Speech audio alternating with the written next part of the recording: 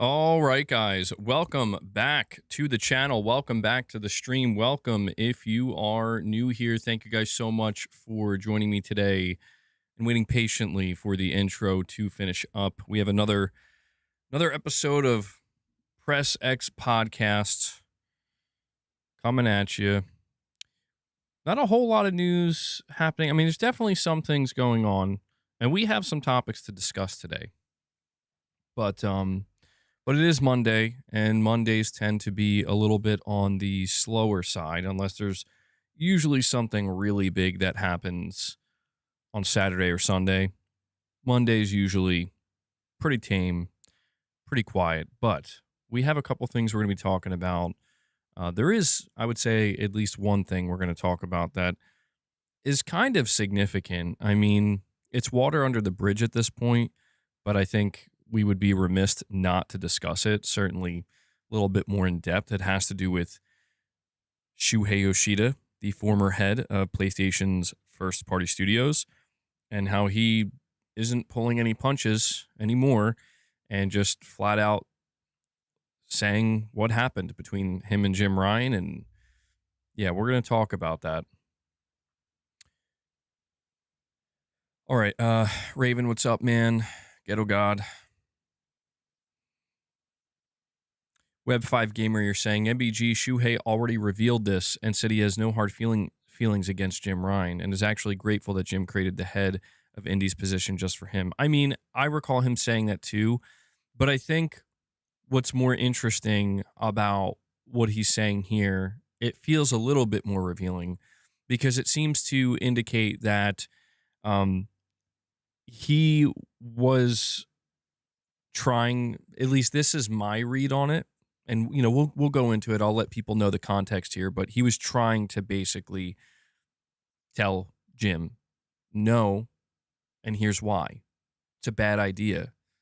This is not going to work. And my understanding and my read on it is that Jim Ryan was just like, I want a yes man. I want somebody who's going to do my bidding. And I think that's the big problem. I think that's why Herman Hulse still has a job today. Not because he's the yes man and he did Jim Ryan's bidding, but because I don't know that Herman underneath Jim Ryan was ever actually given the ability to properly try to run the studios. Maybe I'm extracting way too much from what Shuhei is saying here, but we'll discuss that.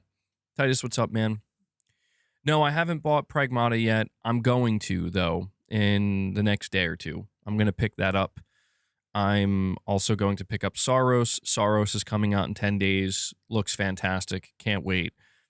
Really curious to see how much bigger and better Saros is compared to Returnal. Or maybe worse in some ways, although I haven't seen anything that indicates it's going to be worse or that it's taking a step back. But right now I'm still playing Marathon. I was ready to quit it, but my friend is still playing it, and so sorry, my friend is still playing it, and so we just kind of have a bit of a little routine going on right now where we play some marathon matches at night, and I only need 3 more trophies, so I figure I'll just try to finish the grind and get that platinum, wrap it up. But I'll be playing Pragmata and Saros in between. Herman is a yes man, and now we know why we have Hunter's Gathering. Chris, what's up, man? Lady Gamer. There's 2 Chris's here. I saw that the trophy list for Saros has completely leaked, and I avoided reading them. So do be aware that the trophy list is out there for Saros. I didn't want to see anything on it because I don't want anything spoiled. I actually am quite interested in finding out what this story is all about in Saros. I don't know that that's the main reason why most people or a lot of people are going to play it, but for me it is.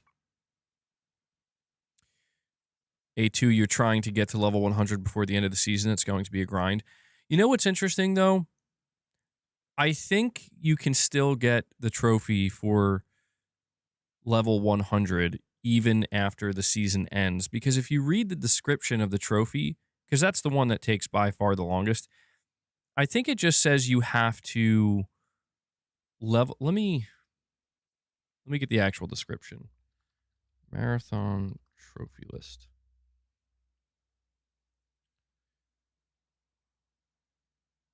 Let's see. Earn 100 season levels. That's the trophy. It's called Seasoned Veteran. Earn 100 season levels. The way that that's written, the description of that tells me that you don't have to get to level 100 in a single season. That you just have to, over the lifetime of you playing this game, level up 100 times. So, like, if you get to level 65, then season 1 ends and it brings you back to level 1, and then you level up 35 more times in season 2, that will count. That's how I read it.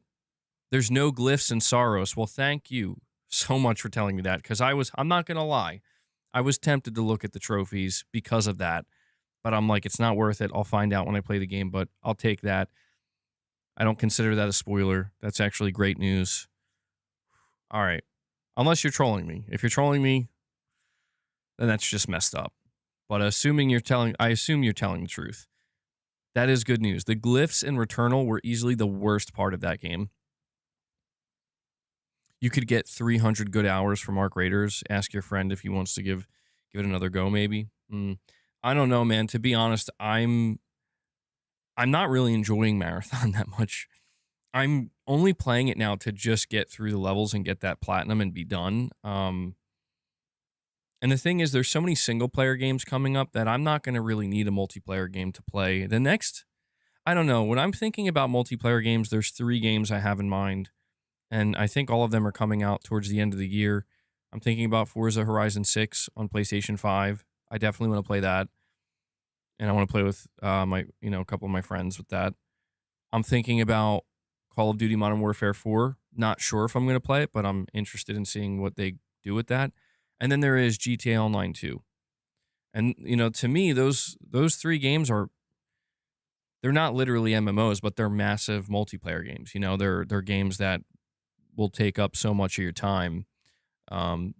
So Marathon just feels kind of like a little stopgap. And yeah, I don't think the extraction shooter genre is for me, dude. I can't deny it. I like the feeling it gives you. I like the high it gives you when you do well and you have multiple successful runs. But the level of devastation you experience when you have not even just one, but like a couple of really bad runs, but especially the bad run where you lose your most valuable gear. That to me is yeah. It really just gets me to a point where, like, I don't want to play this, man. But at the same time I understand, cuz it does when you reach the highest level of I'd say just having successful run after successful run and getting really good loot.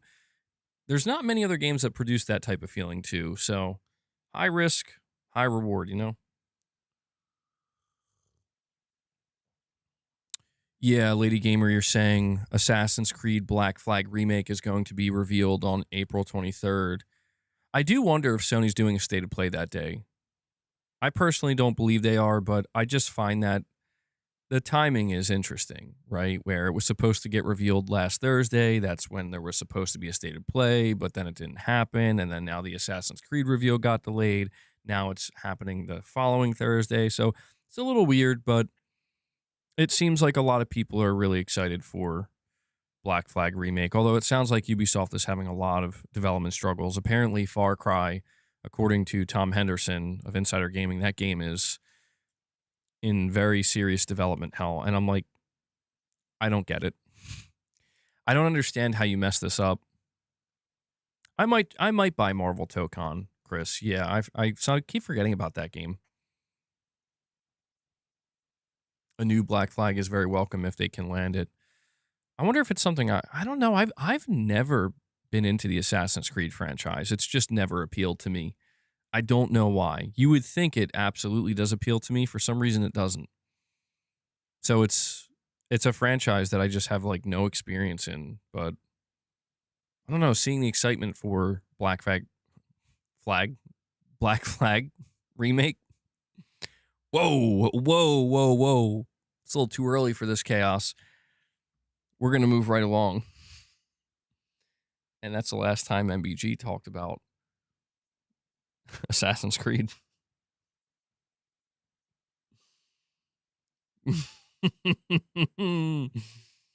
YouTube, come on. I know you got that intelligent AI, right?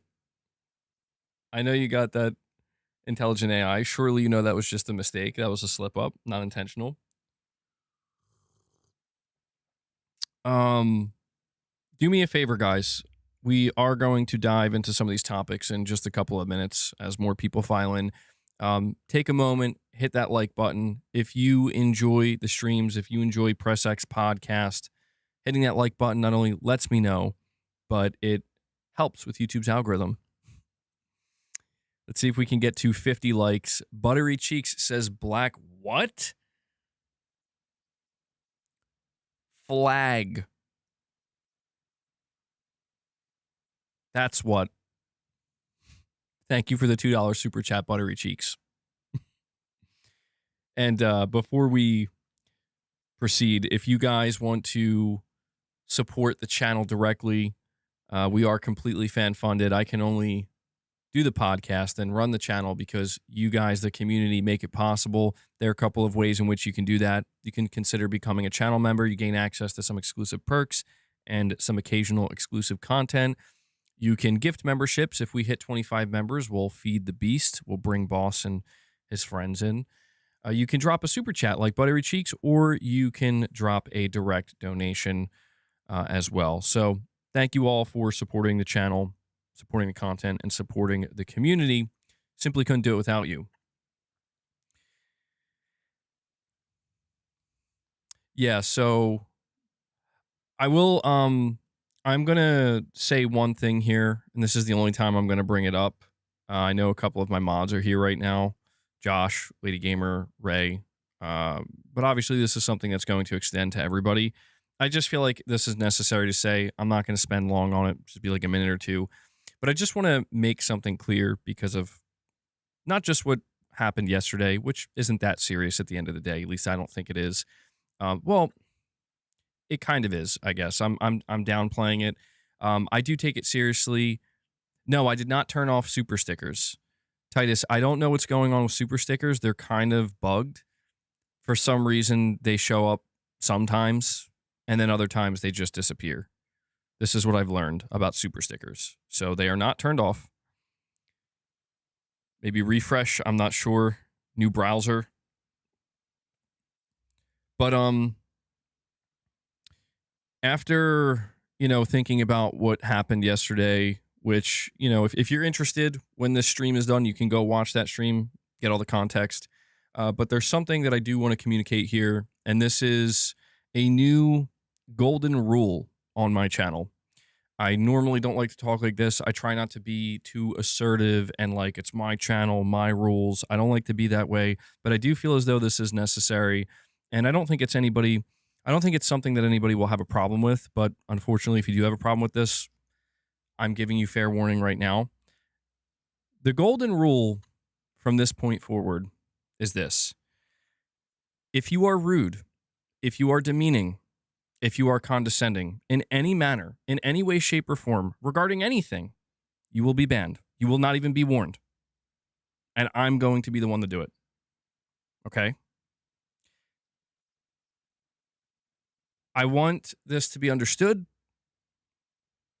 okay? Because I have basically tolerated a certain level of those things, people being rude, people being demeaning, people being condescending, and people being flippant. My tolerance for this has simply been too high, to where it has unfortunately, at times when I try to just, be chill about it, we're just joking around, it just continues, and it eventually, for some people, isn't really a joke anymore. This is necessary because there are people who want to partake in the channel. They want to join the chat. They want to enjoy the content that I'm producing here. They want to enjoy the podcast episodes, and this is particularly for the live streams, but they feel turned off by some of the stuff that I allow to happen. And that's on me. I'm not blaming anybody. I'm not blaming anybody. It's my responsibility. I can't control other people's actions, but I am responsible for my channel, my chat, you know. And I know I'm making it sound super serious. The only reason I'm getting serious about it is because there are like some people that that have left the channel or departed and not, you know, and it's made very clear why they're moving on. And it also makes it clear that there are likely many other people that I haven't heard from where that's already happened numerous times over. And I do believe that what I just stated that is the number one golden rule. Do not break that rule because you will not get a second chance. Because I'm done giving out second, third, fourth, fifth chances. It's not hard. I just expect a little bit of maturity, not a lot, just enough to where refrain from being rude and simply put, refrain from being the asshole in the room. Because just like if we were in an actual room and we were all talking and discussing, whoever is going to be the asshole in the room, they're going to have to go so we can actually get on to what we all came here to do. So, I know, and the last thing I'll say before I move on to the topics, I know that this puts my mods maybe in a peculiar position where it's like, well, what's the, I'm going to put it this way. My mods are the only filter between somebody who comes in, says something rude, between them getting banned or not. If I don't see it, mods, you're free to give them a warning and let them know. Don't be rude. Don't be a jerk. Don't be nasty to people. And if I see it though, again, I'm not even going to talk to my mods. I'm just going to take care of it myself. All right.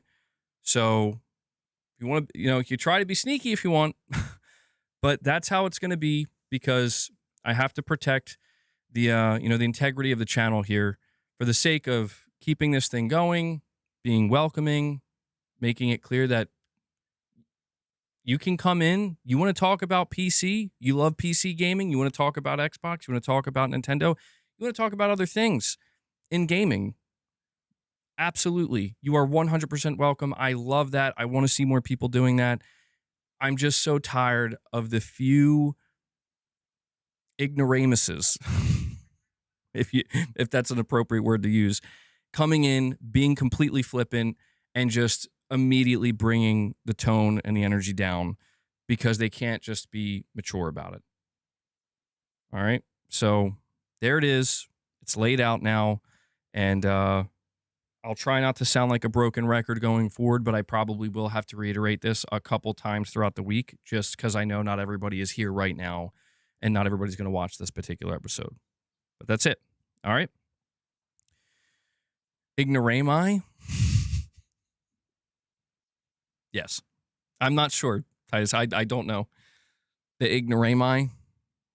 Perhaps that is the correct way to say it. But thank you to everybody who has continued to stick with the channel and support the channel through thick and through thin. I really do appreciate that. All right. With that out of the way, here's the list of topics. Happy 420, by the way. Yes, it is 420.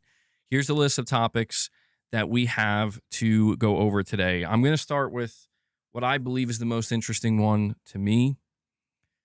MBG, I just bought 64 gigabytes of RAM for $20. I'm now a millionaire. Congratulations, Devil Shooter. I'm very happy for you. Yes, thank you, D'Angelo.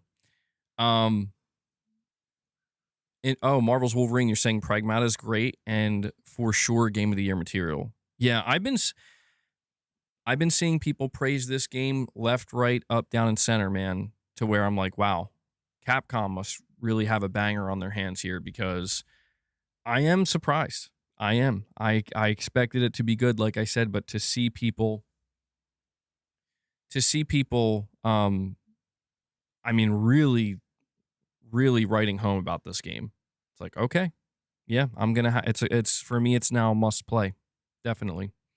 Yeah, I know, Titus. That's what I'm thinking too, man. It's like I was planning on playing it at some point, but I guess I kind of felt like it's totally okay if I get to it later on, or I'm not there right away. But no, I'm gonna have to. Okay, and the cats are here. All right. Anyway, the first topic that I want to talk about with you guys is Shuhei Yoshida revealing the truth. We have an interesting interview that came out where Shuhei Yoshida, he is maybe reiterating something that he said previously, but he's being a little bit more earnest about what he's saying now. And, this is making the headlines right now. And it makes me kind of sad. I think it makes a lot of PlayStation players sad because the thing about Shuhei Yoshida is he's highly, highly respected, not just in the PlayStation universe, but just in the gaming industry. He's very respected because I think one of the biggest reasons why people respect Shuhei Yoshida is because he's actually, I don't even just want to say a gamer, like he's a hardcore gamer. Like he's like one of us, you know what I mean? And he doesn't have to pretend to be because he just is. He gets it. And I think that was made pretty clear throughout his time at PlayStation, but especially I would say during the PlayStation 4 era when he's coming out like platinuming games like Bloodborne, which is like when do you see video game executives doing something like that? But I think another reason why people respected him so much is because of just how good he was at his job. When you think back to the PlayStation 4 era of PlayStation, there's a handful of games that immediately shoot to the top of your mind, and Shuhei Yoshida was the one responsible for greenlighting those, for shepherding those, and having the taste, so to speak, to know that this is the good stuff, right? And even when we sit here and we look at the sequels that we enjoyed this generation, for as much criticism as the PS5 generation has received, we think about how we enjoyed God of War Ragnarok, Horizon Forbidden West, Spider-Man 2, even right now with Soros. The list basically goes on. Even though Herman Holst was the one responsible for greenlighting the sequels themselves, those sequels only exist because of the first games, which were, again, those were all greenlit by Shuhei Yoshida. I'm just prefacing this because in case you're not familiar with Shuhei Yoshida, I think pretty much everybody here is, though, he was the real deal. And it was, I would say, pretty heartbreaking for people to see him step down as the head of first party, but especially when he decided to leave Sony, it pretty much, I mean, even during his time, I feel like Shuhei Yoshida, he couldn't help himself. He couldn't stop. Even when he was the head of indies for PlayStation, he was responsible for bringing on a game like Stellar Blade. And I mean, it's an indie technically, but I mean, come on. He's doing what he does, right? He's doing the job of that's a game that the head of Sony's first party would probably want to court. You know what I mean? That's how I view it. But anyway, to get on to what actually happened here, there was an interview done with This Week in Video Games. And I guess he was asked about leaving Sony and or specifically why he didn't remain the head of first party. And Titus with a £2 super chat, he says, Shu built the house Ryan threw him out of. Exactly. That's a good way of putting it. Yeah. And I mean, when Shuhei Yoshida retired, I mean, he was at Sony for like 30 plus years. So it's one of those situations where, okay, that's a career. Like, it's totally cool if you want to retire. Nobody's going to really look at that as bizarre or like, what's really going on here? It's kind of the same situation with Jim Ryan, with Phil Spencer, where it's like, regardless of the politics that went on behind the scenes, they had a career. You know what I mean? Very long one. MBG, you're judging Shuhei on his known successes, but not his unknown failures. Well, to be clear, yeah, before I read the quote, he's had some failures too. Absolutely. He's had some failures. The biggest failure Shuhei Yoshida had, and he'll probably admit this himself, is that he dropped the ball with From Software. He was very unimpressed with Demon Souls, didn't like it, thought the game was just flat out bad, to a point where he didn't really want to work with From Software again. And From Software went to Bandai Namco, and they made what ended up being Dark Souls. So in other words, the entire Dark Souls franchise, and probably beyond that with games like Elden Ring, could have been Sony's. From Software could have been Sony's. And it seems like Shu was the one directly responsible for dropping the ball on that. He also believed God of War 2018 was not good with the demo that he played and was shown. So he wasn't perfect, and he had to cancel many games. Far from perfect, but his successes, I think, speak volumes. What he did right counted for so much for so many people and gamers, that I think it's why it's like, okay, well, why are people pretending that Jim Ryan joined Sony in 2019 and that he wasn't the man who put in years of hard work to give Sony, as of 2026, 96% of the European console market? Yeah, I do think people are a little over hyperbolic with Jim Ryan. They do make it sound like he's literally the harbinger of doom for PlayStation. It's not that. It's just, what I personally think? I think Jim Ryan was not meant to be the head of PlayStation. I think he proved that he knew what he was doing. He's obviously a good businessman. It's undeniable that when you look at what Jim Ryan achieved in Europe for PlayStation, yeah, he pretty much ended Xbox. And somebody, I've seen people make the argument that he ended Xbox this generation too. I just think his ambition, his vision, I should say, of where PlayStation should go was totally misguided and frankly just wrong. And I think, okay, what? And I think that's been proven. You know what I mean? Where if Jim just purely got his way, every game we'd be getting would be live service, practically, like almost every game. And I think he really wanted to, I think he wanted to make PlayStation. He wanted to leave his mark by making PlayStation the de facto publisher of live service games. And I could understand from like a business oriented standpoint why somebody like him would want to do that. But it's like, just, he was blinded by his ambition, by his vision. And, or that doesn't actually make sense, but I think you understand what I'm saying, where somebody needed to come in and be like, Jim, this is a horrible idea. And this is what makes this quote from Shu so interesting.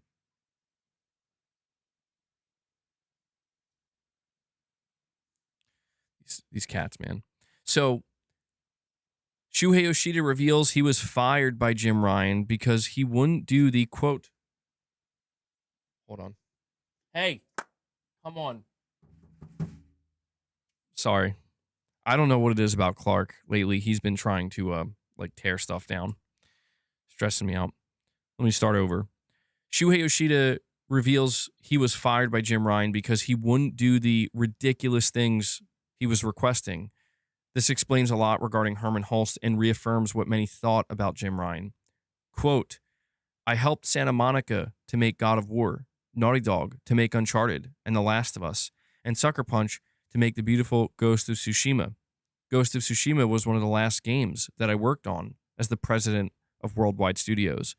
But in 2019, after 11 years of leading the first-party development, I was fired from the role. Jim Ryan wanted to remove me from first party because I didn't listen to him, he said jovially, prompting laughter from the audience. Quote, he asked me to do some ridiculous things, and I said no. So, yeah, this is very interesting. And Corey the Legend Landiga comes in, and he does what he does. He sees boss, and he says, for the boss. I'm no hero. Never Corey, was. thank you so much for that, man. I'm going to add that to be. the goal. Yeah, if you guys want to contribute, consider gifting memberships or becoming a member. We'll add it to the 25 if you do. And if we get to 25, boss he'll get what he wants. Don't let boss fool you, though. Don't let him fool you. Like I tell you, that boy eats plenty good. In fact, I had like a 4-ounce sirloin steak last night, and he was sitting there right next to me, looking at me, and I'm like, all right, fine. And I was giving him a little tiny slivers of steak. He eats good. He eats too good, probably. But Corey, thank you so much for that. Um, Let me hold on. Did somebody drop? I want to acknowledge Chris Brown dropped 100. He sent a 100 for two jewels. I'm not gonna lie. I feel free to use the jewels and stuff. I appreciate that. I will probably miss it most of the time though, because it doesn't really notify me. I think you can use them on like animated type things that play in the chat box, but MBG, I have no idea what those are. Yeah, it's just something that YouTube recently implemented. I guess it's just another way to. They feel very similar to super stickers, but also kind of different.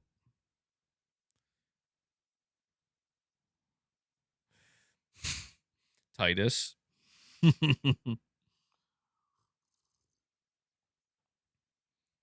All right. So, yes, going back to Shuhei Yoshida's quote here, I think the most damning thing that he said here, in my opinion, Jim Ryan wanted to remove me from first party because I didn't listen to him. He asked me to do some ridiculous things, and I said no. Now, we have to ask ourselves, what could these ridiculous things be? I think we've seen what these ridiculous things are. See, what's so interesting to me is that Shuhei Yoshida seemingly had the understanding. He had the intuition that when a hungry shark like Jim Ryan comes in and says, we need more live service. It's like, okay, like 3 or 4 games. No, we need 12, 13, as many as we can possibly get. It makes sense.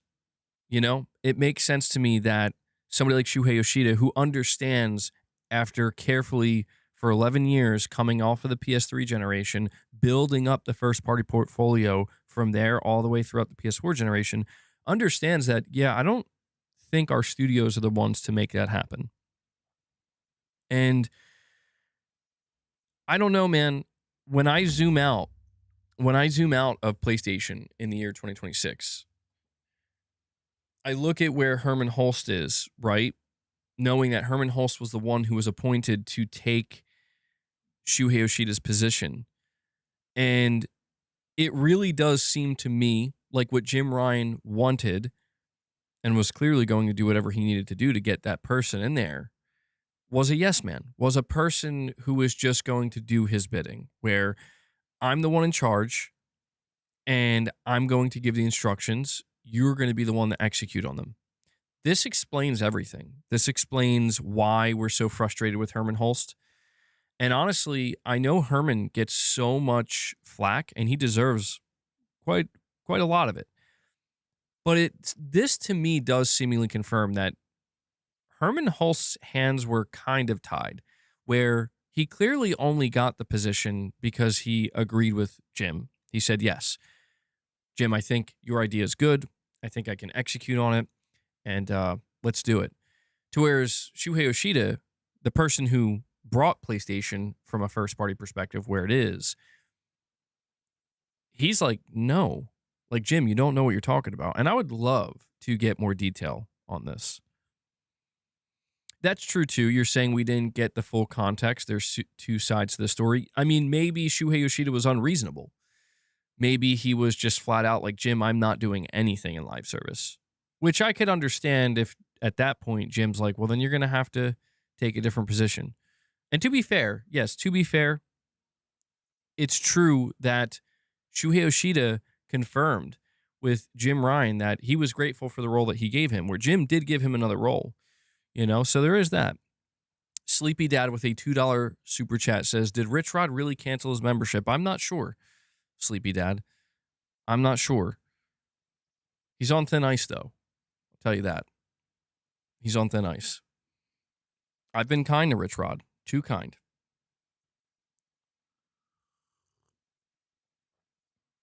But obviously, I don't want anybody to cancel their memberships. But people have to do what they have to do. You know? I completely understand. Wait, Chris, why is that so funny?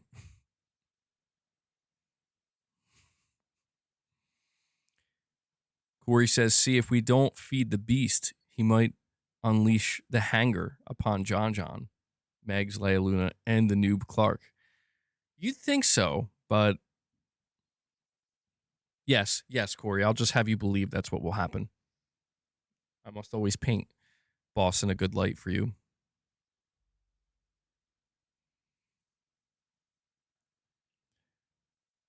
When we look at what's going on with PlayStation in the year 2026, and we consider that most of the live service effort imploded, it backfired. It feels to me like we're at a point where we have to, we don't have to, but I think a lot of us are naturally going to assume that, okay, well, Jim Ryan's biggest mistake was the thing that Shuhei Yoshida was pushing back against. And as it played out, Jim got his way. We saw how it played out. It was bad. That, to me, would indicate that surely whoever comes in next, Hideaki Nishino, not going to make the same mistake, of course, right? Hence why Herman probably still has the job he has, because whatever Hideaki Nishino wants to do now, Herman's going to do. That's my assumption here. We have a $5 super chat from Nas Kid A. He says, hey, MBG, sorry if you already talked about this, but if Horizon Hunter's Gathering and Fair Games flop, will Herman's job be in jeopardy? I hope so. That ending is crazy. I hope so.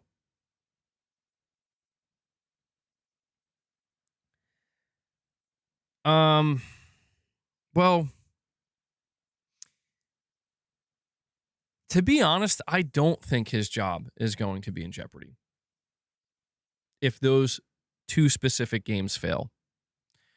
The reason I say that is because, again, just looking at how everything has played out, it seems to me that games like Horizon Hunter's Gathering and Fair Games are victims of the sunk cost fallacy, where these were investments that were made under completely different leadership, under a completely different directive, all the way up to the top. Kenichiro Yoshida was the former Sony CEO, where it was his directive, where he basically told Jim, we're going to give you a ton of money, like billions of dollars of cash. You are to take that money and invest it in live service. This was revealed. This was also revealed by Yoshida, that Kenichiro was the one who was doing his research into the games industry, and he was the one. So honestly, it's like, even for as much as we want to blame Jim, it wasn't even fully Jim's fault. The buck stops with the CEO's directive, and the CEO's directive at the time was, after the research he conducted on the games industry, we need more live service. And it's understandable why he would come to that conclusion. But it seems like this is where, of course, Jim Ryan, he takes over as the head of PlayStation, and he tells him, no problem, boss. I'm going to get that. I'm going to do what needs to be done. And Shuhei Yoshida seems to be the, he was kind of like the only thing, I think, standing in the way of, like, you guys don't want to do this. Like, not in this way. Trust me, you don't want to do this. Don't do it. And Jim's like, you're making me look bad here. Of course we have to do it. It's what Kenichiro Yoshida wants. And that's where, of course, somebody like Herman's going to step in. If it wasn't Herman, it would have been somebody else. The point is, the reason I don't think Herman is going to be at risk of getting fired, it's like, look at Matt Booty, right? It's kind of a similar situation. Why is Matt Booty not fired? How did he end up actually getting a promotion after Sarah Bond clearly got fired and scapegoated and Phil Spencer retired, right? It's because I think the executives are like, well, by the executives, I mean the board. They look at somebody like Matt Booty, similarly to how the board of Sony would look at Herman Hulse and be like, well, this person has a ton of experience and they've been with the company for a long time and they do, it's not going to be easy to find a better replacement. So, what are the chances they could do a better job under new leadership? And that's what it is. It's basically like, Herman, you're going to be given a second chance here because these failures are less reflective of you and more reflective of the failed leadership that was telling you to do this. So, I think basically what we see in the next 3 to 5 years, it could be, in a smaller time frame, but I'm just assuming basically going into next generation, that's going to be Herman's time to try to execute on Hideaki Nishino's vision, whatever that may be. And my only assumption, like I said, is that Hideaki Nishino's vision is the opposite of Jim Ryan's. Pull way back on the live service. Double down on the single player. Reinvest in the single player. And how about 1981? Another legend comes in and drops 5 more membership gifts for you guys. He opens a 5-pack. Hellbound, thank you so much, man. He brings us up to 10 members on the day. So we are 15 away. Did that rhyme? I think that rhymed. Not intentional, but thank you for that. Sleepy Dad.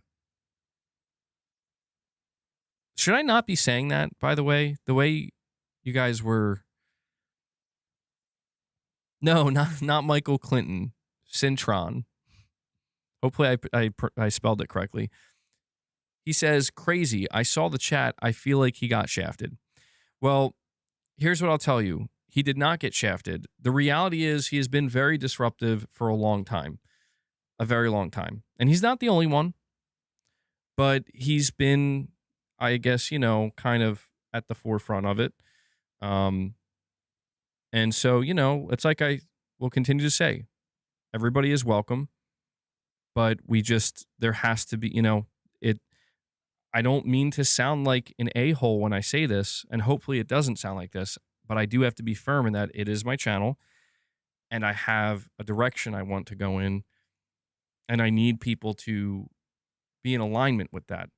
I need people to respect that at the very least, because if that can't be respected, then what does that look like? It looks like other people are starting to run the channel now, And that's what turns people off. That's what makes people want to go away. So, no hard feelings towards anybody. But I just need people to be a little bit more mature, That's all it is. But no, I was there for the whole thing. And, I'll point this out. Whiskey Gaming, I don't know if he'll come back to the channel or not. He's been a long-time supporter of the channel. And this gives me an opportunity to just bring this up one more time because I actually did forget to mention one thing earlier. I also need to make it clear because, Rich Rod was a supporter of the channel too. I need to make it clear that nobody has special privileges. Not my mods, not people who are spending a lot of money on the channel. I'm going to treat everybody equally because that's what's fair. If somebody spends more money on the channel, they don't have greater privilege where they can act a certain way or be a certain way. If somebody has, if somebody's a mod, they don't get to act or behave a certain way. I want to make that clear as well. Everybody has to be on the same page. Not because we're trying to be an echo chamber, but because we're trying to do the opposite. We want people to feel comfortable being able to have differing opinions, being able to talk about different things, and, feel comfortable doing so without somebody coming in and doing the equivalent of yelling at them or roundhousing them. Maybe not roundhousing, but shoving them. in the chat, you know? So probably Chris. I don't know.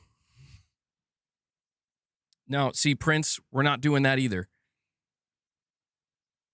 I'll use this as an example. We're not doing that either. I want to make it very clear too, and I will adhere to this. We're not doing politics. Have your opinions, no problems. Do not share them here. That's another thing I should make very clear. I knew I missed a couple of bullet points when I was going over it the first time, but when it comes to politics, when it comes to things outside of gaming, politics, religion, whatever, things that are very touchy that can easily offend people, save it. All right. And I understand that, MVP, but this is MBG's YouTube channel, not life. Okay. and because of that, I want this to be a place where people can go to get away from that, myself included. All right. So let's keep it there. Okay.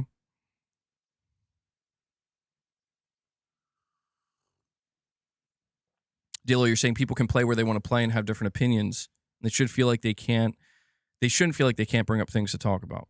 Yeah, and that's the thing. Like, I want to encourage people to be very diverse in discussions around gaming platforms, around video games themselves, you know, around all things involving video games that don't bleed into, you know, something that's going to clearly get people riled up. Because in a way, I am trying to show respect towards people where I want people to have, everybody has their own opinions on things, right? But there's too many places these days where the only way you can seemingly get along is everybody has to be in agreement on one particular subject. And you can't go against that. And I am implementing that, but only in terms of just don't be rude, you know? Yeah.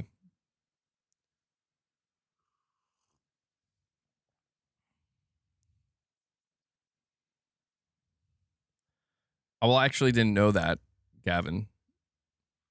I guess, yeah, I guess perhaps it would be, but, I'm not going to take it that far, Gavin.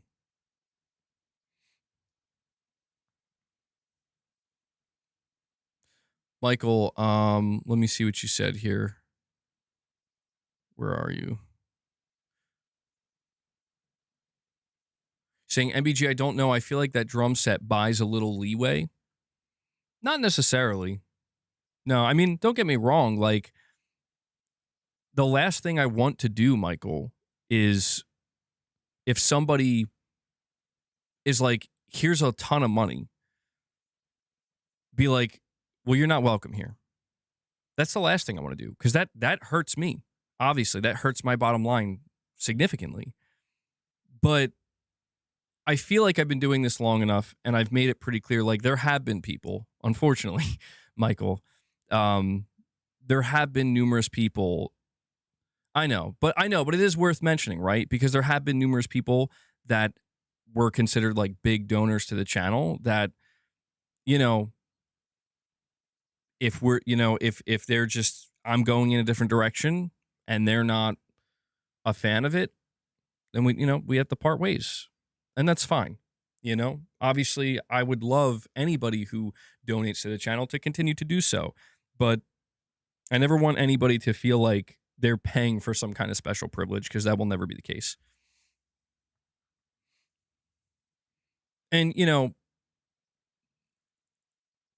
a lot of times too, though, I should say this very last thing, then we're going to continue to talk about the Shuhei Yoshida situation. It's not that many people.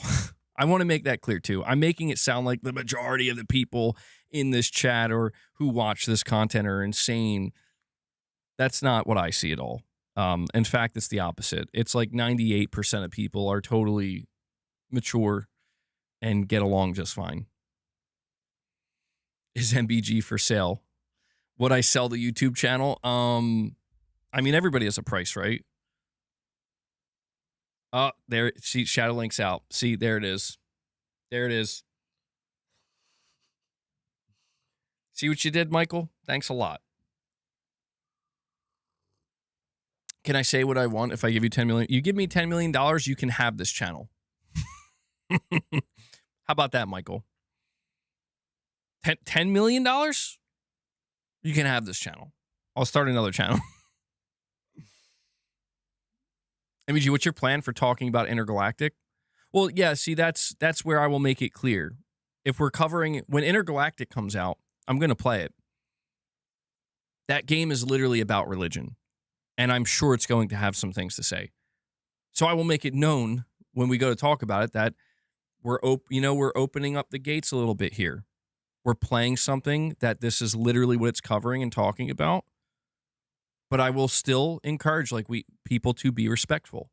But it's like if that's not part of the topic at hand, I don't want it to, you know what I mean? Like I don't want to derail it and be like, so anyway, yeah, I was talking about I'm guilty of this. I'm not blaming anybody. This is what I do when I'm trying. I was talking about Saros or Astrobot, and then for some reason I just started talking about religion. Like that's my fault. You know what I mean? Like I need to do a better job at that too. But all right.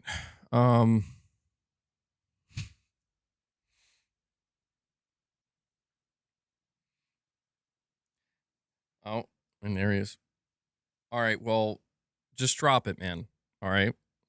Just drop it.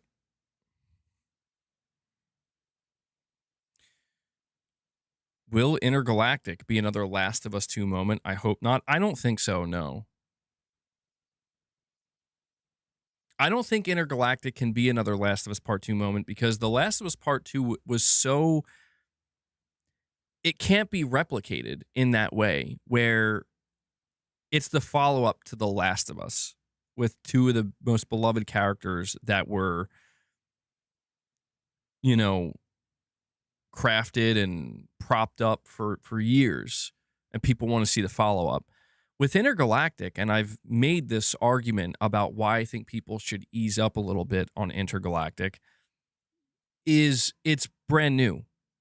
New characters, new world, everything's new, everything's fresh, so you're not going... So, like, if something completely crazy happens to a character in Intergalactic, you can't feel the same way you felt about, like, what happened to Joel. They're just two different things. Unless this was Intergalactic 2 or 3, then maybe. So maybe in the franchise, down the line, if we do get an Intergalactic 2 and an Intergalactic 3, perhaps there could be another Last of Us 2-esque moment that occurs. What I will say is people are going to be mad at Intergalactic no matter what. This game could do everything right. People will still be upset about it, and that's just how it's going to be. That's just the side effect of coming off of a game like The Last of Us Part 2, and I think everybody anticipates that. But, you know, when it comes to what I'm anticipating, it's like I've told you guys, I'll continue to reiterate this. I want to give it a fair shake. That's the least I could do. I feel like Naughty Dog has at least earned that. At least that for me. I'm not saying you have to agree with that. You don't have to agree with that at all. But for me, considering how much I did enjoy The Last of Us 1, I enjoyed Uncharted 4, you know, and I enjoyed a lot of the gameplay of The Last of Us Part 2. It's like, yeah, you guys, considering this is brand new, something totally fresh, I'll give it the benefit of the doubt, and I'll give it a fair shake. And if I don't like it, I don't like it. That's totally fine. But I want it to be good. You know? I want the games that I want to play to be good, obviously.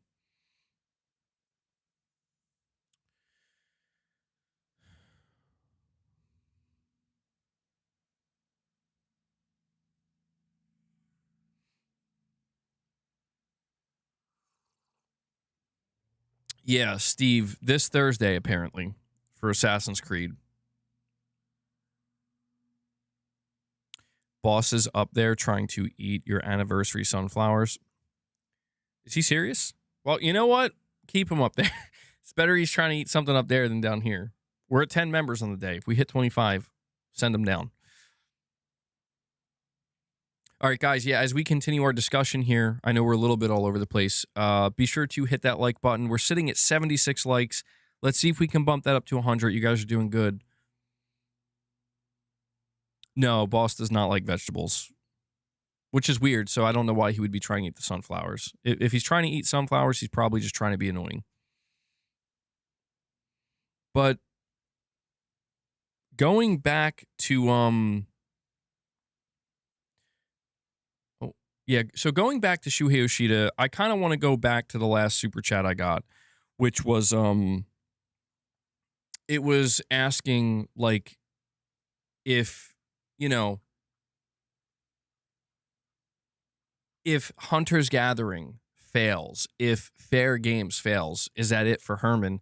I don't think so. I think Herman Holst is going to be allowed to try and, I guess, show what he's got, to show what he's got and see if he can make it happen with the PlayStation 6, where it's like, okay, if you're given the directive to, you know, if you're given the directive to come back to single player, that's, surely you can do that. I will read this from Rich. He says, I did enjoy my time here, though. Still love MBG and the few real ones. The ones who don't come in often and got me ousted, they can suck it from the back. I understood that reference. MB Gangstas, I'm out.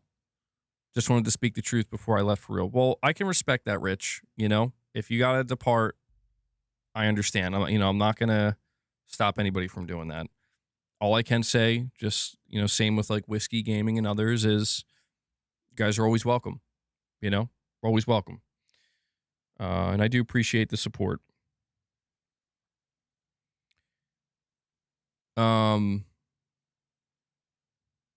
Would people celebrate if Herman Hulst got fired? Yes.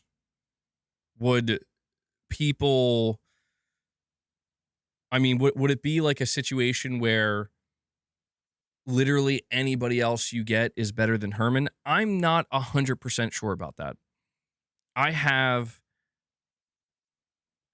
my opinions on Herman Hulst, and I feel as though he has made some pretty critical mistakes. But even I can admit that I would like to see what he's capable of doing. Oh, hold on. Hold on. I'm just gonna say, but said, bro, just seen your stats and ranks on Social Blade. Ain't nobody buying your channel. LMAO. That's true. That's why I'm saying if somebody offers 10 mil, peace. Yeah, no, I don't think anybody's gonna try to buy my channel. There was one time I got a pretty significant offer, but I'm like, no, I'd rather I want to keep my channel. But yeah, no, it's not worth that much. Although I do believe there are some things here that are priceless. Some would say. Michael, you would not celebrate? You think people overreact? Well, yeah, people overreact all the time. I overreact sometimes. But I feel like Herman needs a chance. Like, if Sony said tomorrow we're getting rid of Herman and we're bringing in somebody else, I would be open to that because I'd be like, okay, Herman's had 7 years now, give or take. And these are the results. They're not all bad, but some of them have been pretty bad. If Sony determined that they just want to start fresh, I'm cool with that. I would still be a little nervous about, well, who are you going to get to replace Herman? Because the thing about Herman that I think people are a little unfair about is it's not like he hasn't done anything good. And that I think is important. And so it's like, if you kind of look at the things that he did get right, things like Astrobot, things like, bringing Kojima on for something like Fizzant and, greenlighting sequels that we want and something like Saros, Wolverine, things like this. These are good things that do count for something. If it's like, listen, Herman, we're not going to ask you to do live service anymore. We just kind of want you to focus only on single player or mostly on single player. I'd be willing to give Herman a second chance and see, okay, well, let's see what you can do here. You have a lot of experience. You have an understanding of the studios that on a level that most other people will not. Um, so I would be willing to at least give him another chance there, but only under those conditions. Chris Brown with a $5 super chat. You're saying Intergalactic, my most anticipated game. Naughty Dog is my favorite developer of all time. I've been playing their games since PS1 until now. Don't care what anybody says. And that's totally fair. Yeah, I think that Naughty Dog is a studio that they've become, from what I can tell, a studio that most people either love or hate. You're either like, absolutely, I'm always on board with Naughty Dog. I've loved many of their games and I can't wait to see what they do next. Or people despise them. They want nothing to do with them.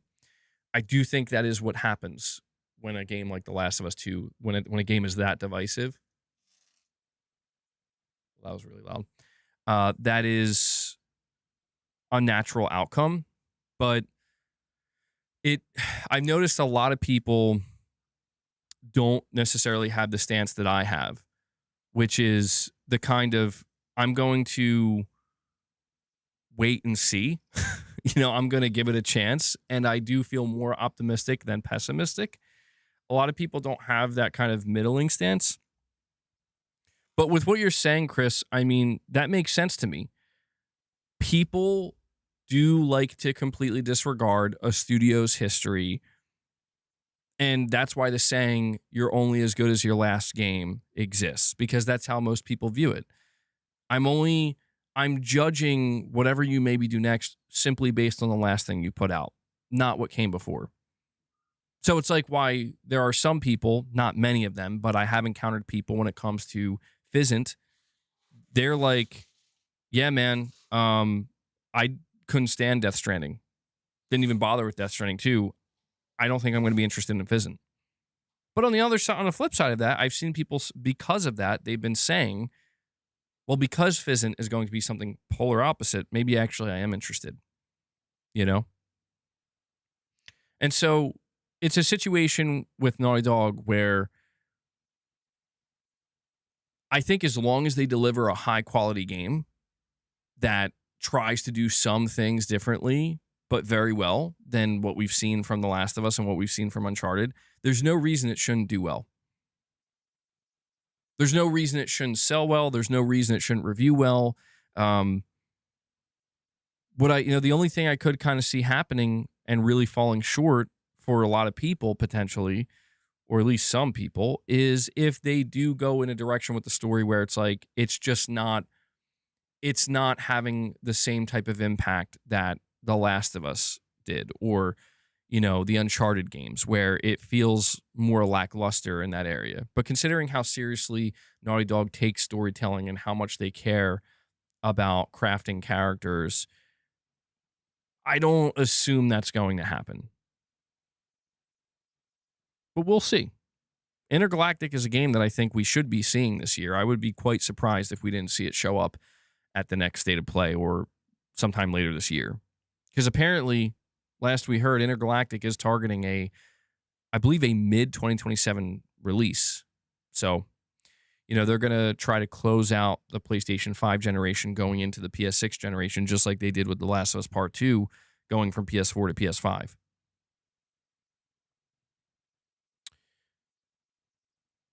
But that actually brings us into another interesting topic here. We're finally getting some insight into why Amy Hennig was fired, and why she was replaced with Neil Druckmann and Bruce Straley on Uncharted 4. We're going to talk about that in just a moment. Guys, make sure you're hitting that like button. We are at 84 likes, so thank you for that. We're very close to 100. Keep it going. Well, that's what's interesting, Chris. You're saying if it wasn't for Neil, Uncharted 4 would have been shit. Well, I mean, based off of this insight we're getting from a former Naughty Dog developer, that might be the case. Of course, with stuff like this, just like what we were talking about with Shuhei Yoshida, there's always going to be details, critical details that we're just never going to learn about. Because situations like this are usually pretty complicated.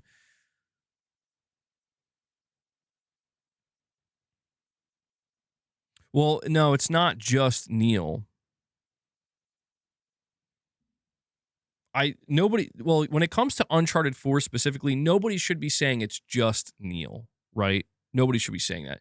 And we have Detective Seeds coming in. Oh, Detective Seeds out of nowhere from the top ropes, it seems. He comes in, he drops 20 member gifts for you guys. Holy shit. Was not expecting 20 membership gifts. Certainly wasn't expecting it from Detective Seeds.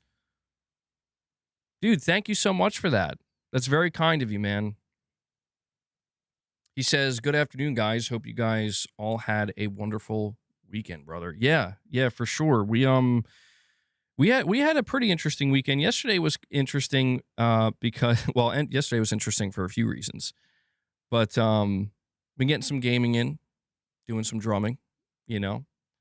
Slacking on my exercise though. But it's Monday, so but yeah, thank you for that, man. Do you have any you got any scoops for us, Detective Seeds? Anything new? Anything going on? I know you've been doing some trying to do some journalism, some investigating. Good work with the Blue Point thing, by the way, man. I have to admit, even when I first saw you put that out, I'm like, I don't know, man.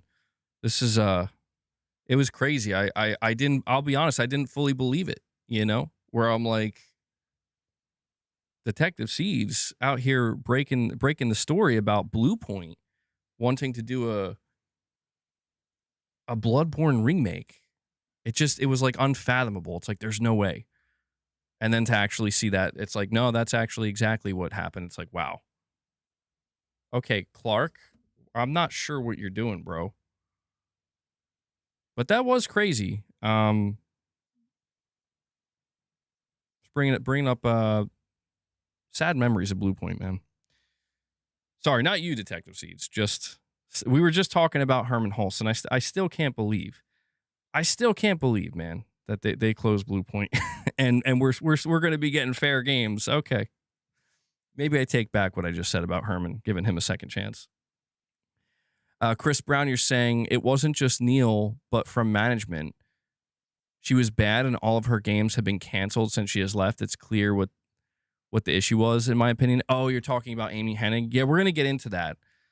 We're going to get into that in just a moment here, Chris. Thank you. I appreciate it. LOL, I had a healthy mix, which I definitely appreciate the skepticism.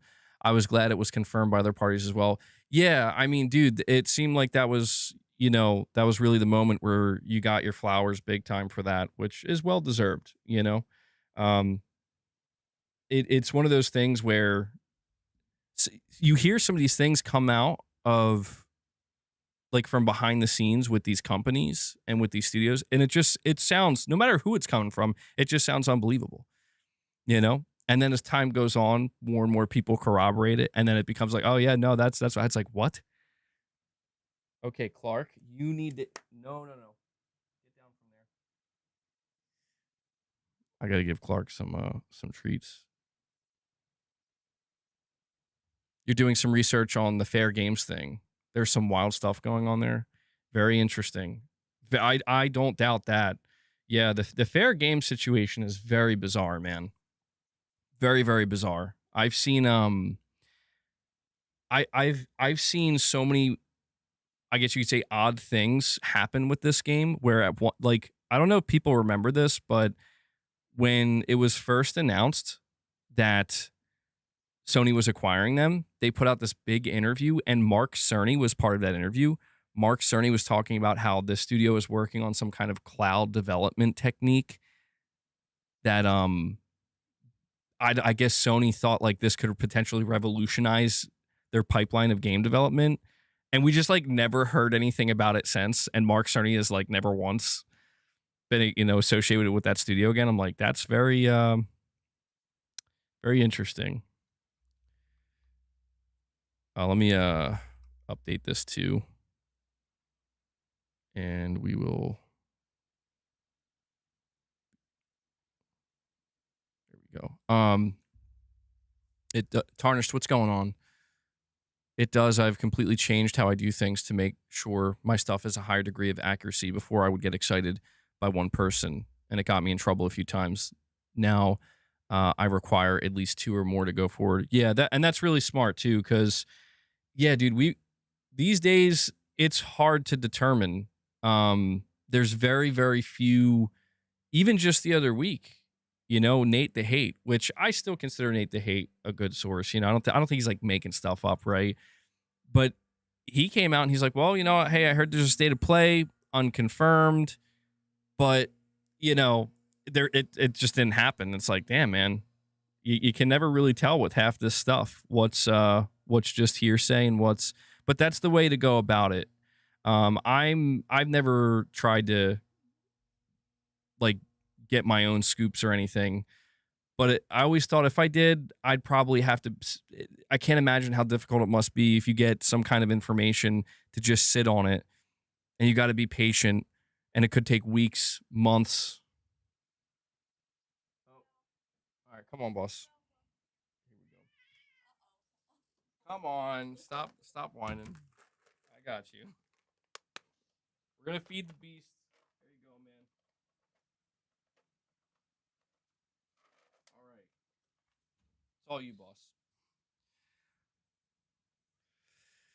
But yeah, I have a feeling. I have a feeling in the coming months and even potential years, we're going to be learning some really interesting things about what went down behind the scenes with PlayStation management and the running of their studios. I'm sure there are so many stories with like Jim Ryan and uh and Herman Holst that God, man.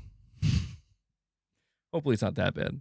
But yeah, Detective Seeds, again, thank you so much for the 20 member gifts, man, and keep up the good work, bro. I'll be looking forward to whatever else you're able to put out there and information you're able to give us. MBG, have you seen so many new AI generated GTA 6 shots? They're genuinely scary how close they are compared to the game itself. It's actually stunning. I've seen that, Tarnished. I've seen that numerous times. I saw it multiple times yesterday, and I was looking very closely at it. I'm like, I'm 99% sure this is AI, but only because, well, I don't know why. It looked so real. It looked so legitimate that I don't know, man. I was in a state of like shock for a moment there where I'm like, is this real? And Detective Seeds comes in. He drops 20 more member gifts for you guys. Yo, Holy Detective Seeds shit. dropping big member gifts today for the community. Very unexpected. Dude, thank you so much for that, man. I really appreciate that. That means a lot.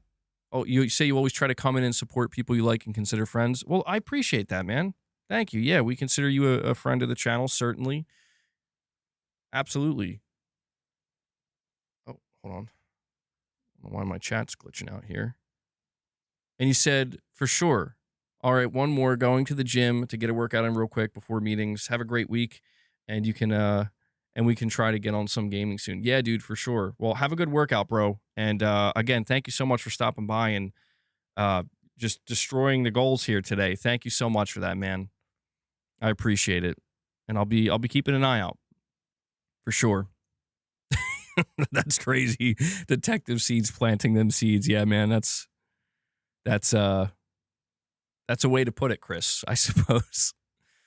Well, yeah. So we'll at the very end of the stream for like the last 10 minutes or so. I'll try to. Yesterday, I think I spent a little too much time.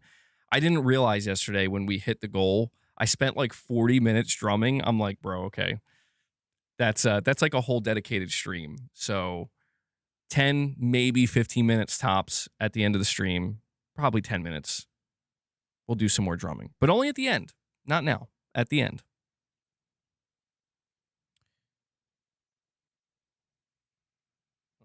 Boss, did Clark take your treats? MVP Moss, I'm going to read your super chat in just a moment too, buddy. Appreciate you being patient. All right, so with that, Detective Seeds brings us up to 50 members on the day. Let me add that to the goal. And yeah, if you guys want to keep that train going as we continue with our discussions, we are going to be talking more about this Uncharted situation. I've yet to give you the context on that. Feel free to do so. Make sure you're hitting that like button. I'm going to read the super chat from MVP Moss as soon as I update the member count. So it's 2 goals crushed today. I mean, I guess if we, geez, I don't know what to make the third goal if we hit 75 reps and drums. We're just gonna work out and make music. I'll just leave the drum there for now. Yeah, adjust that though. All right, and MVP Moss, thank you for the $10 super chat, buddy. You're saying Neil is a big reason, not the only one, why Naughty Dog has elevated as a studio to bring an immersive experience. He did bring the Last of Us idea to the table, and why we still talk about them so much. Can't wait for more. Yeah, and that's the thing, man. I've never been one to. I don't like talking about Neil Druckmann specifically too often. At least I don't really feel good about it because I do feel like no matter what, Neil Druckmann is considered a divisive person within the gaming industry. Whether you believe that's fair or warranted is up for debate, of course. But it's just no matter what, when people talk about him, they have their opinions. And I think the problem with that, it's a similar problem that people have with Hideo Kojima, but on the opposite end, where in both instances, if you evoke Hideo Kojima's name, people are like, oh, absolute industry legend, responsible for Metal Gear, Death Stranding, absolute GOAT. You evoke Neil Druckmann's name, you might see a lot more people be like, oh, I despise Neil Druckmann. He's the worst. But I feel like what people tend to forget is that it's not just Hideo Kojima. It's not just Neil Druckmann. Like, these are massive studios, big teams, hundreds of people involved with making whatever it is they're making. And I understand they are the leaders of their studios and they're making big decisions, but I just think people tend to forget that, where it's like, this is why I always try to remind people that, like, even when you look at something like God of War 2018, of course, Cory Barlog is hugely responsible for that, and a lot of the credit goes to him. But we can't forget it's an entire team that does it, right? It's an entire team. When I look at something like The Last of Us Part 2, I don't think it's perfect, but there's so much there that's done so well that it's like, dude, I can't pretend to hate every facet of this game. And I certainly can't sit there and be like, yeah, well, you know what, Neil? I didn't like the story you made. And this gameplay is amazing, but you get no credit for the gameplay. You did nothing to make this gameplay good. That's not true. He's not completely responsible for it, but it's a team effort, I suppose. And I think people just need to remind themselves that there's hundreds of people involved with making these games, and it's fair to be critical to the leaders. There's a reason why they're in leadership positions.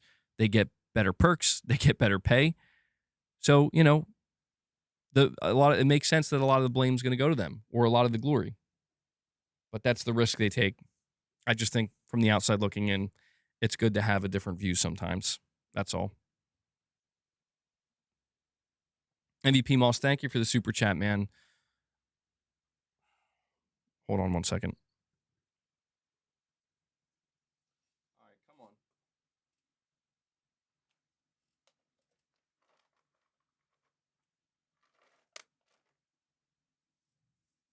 Clark took boss's treats. Corey will not be happy about that.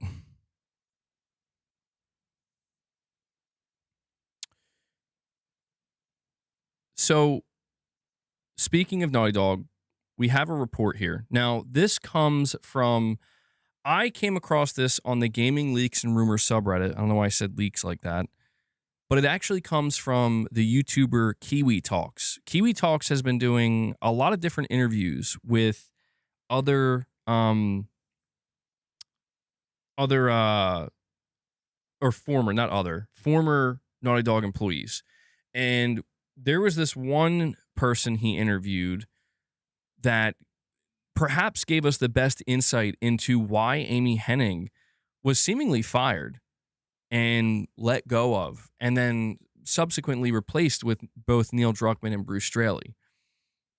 And I find this very interesting because we always knew that there was something that went on, but we never really quite knew what it was. Like, did Neil Druckmann and Bruce Straley shove her out, and try to take over?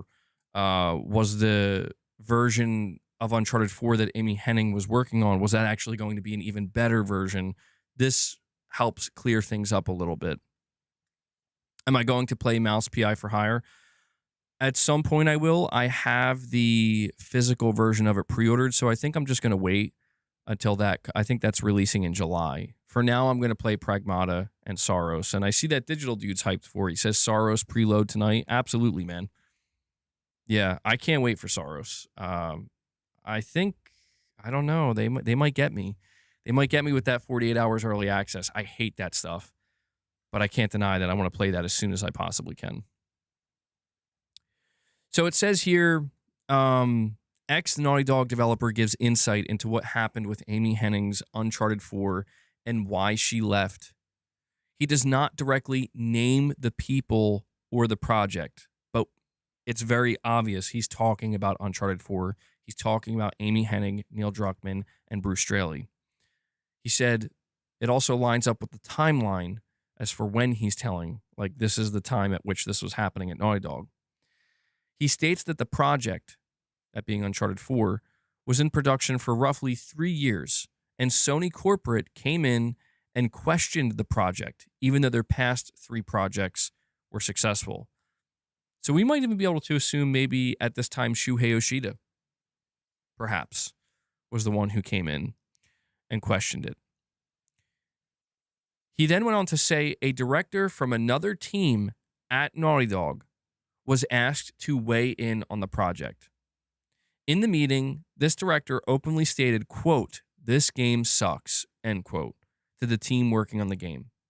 The director apparently was explaining that the game had no objectives, it was hard to follow what was going on, and that the controls were clunky. Also saying that what they were working on was not up to standards reached in the past. After corporate looked at the project, they were threatening to pull funding for the project unless they figured it out. They ended up removing the director, Amy Hennig, and according to the developer in the interview, the director was replaced with what ended up being Neil Druckmann and Bruce Straley. In other words, so basically what we're looking at here is Uncharted 4 was in development for 3 years. Sony was questioning how this game was coming along, and I guess feeling unsure about it.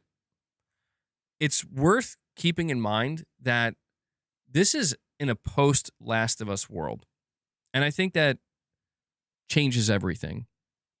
I think Uncharted 4 being, like, when we look at the final product, it was very different in a sense from Uncharted 1 through 3. It felt more cinematic than ever before. It felt a little bit darker at times, right? Like the tone was a little bit different, but good. But I think you can just tell, right, that it's not, you could probably sit somebody down, have them play the first 3 Uncharted games, then play The Last of Us 1, then play Uncharted 4, and they could probably instinctively tell, like, something changed, Not for the worse necessarily. But what I find most interesting about this is the part where it says that Neil Druckmann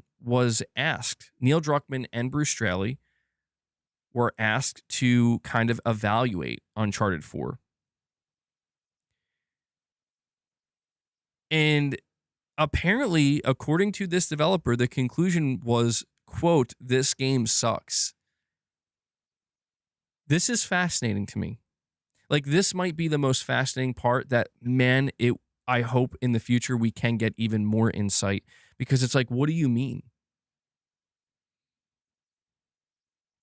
Do you get what I'm saying? Where it's like, wait a second. Uncharted 1 through 3 are considered incredible video games and still to this day held in very high regard.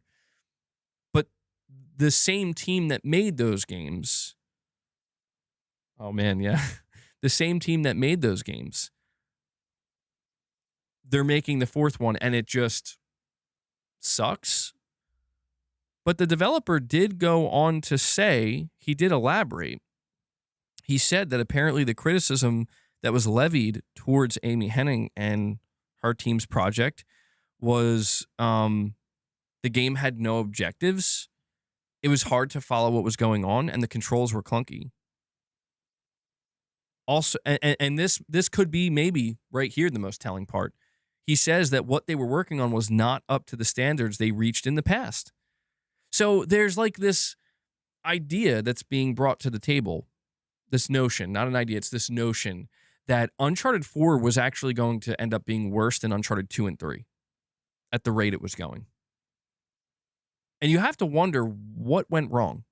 If that is to be believed, what went wrong? What was Amy Hennig and her team doing that you go from doing so well with Uncharted 2 and 3 to where with Uncharted 4, it's just like you just lost the touch. Now, to be fair, this is not at all uncommon. This is a very common thing. You know, you would disagree on Uncharted 1. I don't think that one was very good. Yeah, I think that's kind of fair. A lot of people view Uncharted 1 as, if not, I wouldn't say they view it as a bad game, but like a really good, really solid starting point, you know, where you don't expect a masterpiece from day one per se, right? And they built from that. But it's so interesting to think that this is a commonality in the industry where it's very rare that development teams that it kind of reminds me of music, right? Where artists, musicians, when it comes to rising up, it seems like for 98% of musicians, they only have like a small gap. You usually have like a decade. That's what I've noticed. And it's not even just music, but it's like with all forms of entertainment and art, there's usually like roughly a 10-year period where this is your time to shine. You have about 10 years. After that, you have to either get very lucky or somehow just be part of the 1% where you can just go another decade, you know? And when you look at, you know, the development timeline between Uncharted, from the time Uncharted 1 started development to the time Uncharted 4 started development, it almost seems like that's where that window existed, where they peaked with Uncharted 2 and 3. And then 4, maybe, you know, maybe the expectation was just simply too high and the pressure was increased dramatically because Naughty Dog had just produced The Last of Us, but that was a different team. And it's like, uh-oh, how are we going to top The Last of Us? How are we going to top, you know, our last two games, let alone The Last of Us now? So you can kind of almost start to see how something like that can happen. It happens all the time. And yeah, it's worth noting that the game Amy Hennig, she's still in the industry. She is directing Rise of Hydra, Marvel 1943 Rise of Hydra. Josh, you're saying my guess is the story was not compelling. You trust Bruce Straley. He was a part of Naughty Dog. I do think that Naughty Dog lost something significant when Bruce decided to retire. It seems like Uncharted 4 burnt him out to a point where he's like, I'm not doing this anymore. Neil Druckmann did go on record saying that Bruce Straley served as his kind of filter. He would help filter out what would end up being like bad ideas and helping refine it. A lot of great artists and storytellers need that. You know, it's really interesting, the whole timeline for Uncharted 4, man, because the point here is that Uncharted 4 did turn out to be a masterpiece. Absolutely. They figured it out. They nailed it. The worst thing I've heard people say about Uncharted 4 is maybe it's a little too long. The pacing, there's a few pacing issues here and there. But outside of that, people love it. And so, when you look back at this, it's like, I feel like it's impossible to say that Sony or Naughty Dog made the wrong call. But I find myself intrigued by, like, I'm intrigued by the notion that it was that bad. Because there has been this kind of idea floating around for years that Amy Hennig was sabotaged, that it was, Sony corporate coming together with the team that made Naughty Dog, being led by Neil Druckmann and Bruce Straley, being like, we want these guys to make Uncharted 4. Like, we want the Last of Us guys to make Uncharted now. And it could be that. But that's why I'm curious, like, was the game that bad? I don't know. It's one of those things I'm a little iffy on, where it could have been. Corey, no, there was no state of play announcement, man. The rumors that we heard were false, unfortunately. As of right now, it seems like the next state of play we're going to get is at the end of May, the beginning of June. Unless something changes, Who knows? Maybe they'll announce one this week, but I wouldn't count on it. I think the rumors were just not true. Digital Dude, saying you kind of believe this. I mean, Marvel Rise of Hydra still hasn't come out yet, and that's something else too. MVP Moss, you're saying with the $2 chat, so Neil Goatman, Intergalactic gonna hit? Perhaps MVP Moss, you may be vindicated. We will see. And yeah, Lost Legacy was considered very good as well. Uncharted 4 still looks like a new game. Yeah, I mean, it is crazy, dude. Like, I haven't played it, but in a long, long time. But the screenshots I see and stuff, and sometimes the footage, I'm like, my God. This mutiny in the studio. I mean, that's the thing. Stuff like that does happen.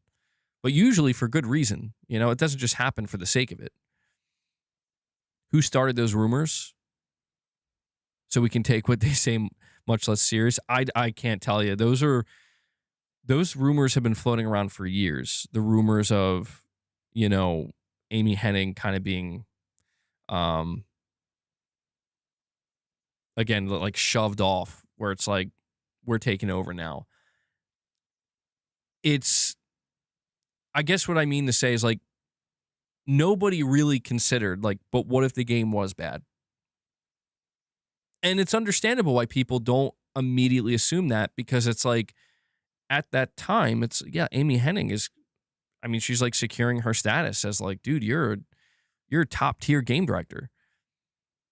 It's kind of like, it's like if we got a rumor tomorrow from Jason Schreier, and he was like, apparently the Faye game is not good.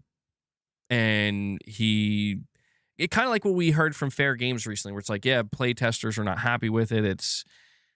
It just got all these shortcomings and this weirdness to it. I would not want to believe that, because I'm like, but it's Sony Santa Monica and Cory Barlog. Like, what do you mean? Like, look at their last game. How bad could it really be? But it does happen sometimes, man. Like, there are these rare instances where they burn bright, but they burn out really fast, and then they just lose it.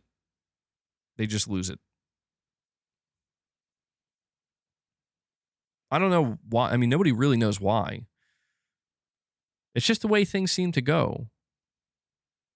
Could Sony have falsely announced the state of play to see who might be leaking the news? I thought about that, Boogeyman, and yes. Yeah. That was a little bit strange to see, where, it really felt like it was going to happen. It felt legit, but I did start to suspect, like, maybe, if Sony has like a really big show they're planning in the future, and especially next year, they have the PlayStation 6 coming up, the PlayStation 6 event. I could kind of see them having a short period of time where, like, we're going to try to minimize, we're going to try to, like, get as many leakers as we can. We're going to try to minimize the leakage, I guess. I could see that. We have Josh Z with a $5 super chat. Thank you, Josh. He says, Neil is a great game director, but a questionable writer. Maybe Amy is the opposite. I mean, you do have to wonder what an Uncharted 4 would have looked like, or even like a Last of Us Part 2 or a future Uncharted 5 if Amy Hennig never left Naughty Dog. If maybe so like knowing that Bruce Straley ended up leaving after Uncharted 4, imagine if Amy Hennig stayed and then she became like a co-director of some kind, where it's Neil Druckmann and Amy Hennig. I mean, maybe their personalities were too different, but it could be what you're saying, Josh.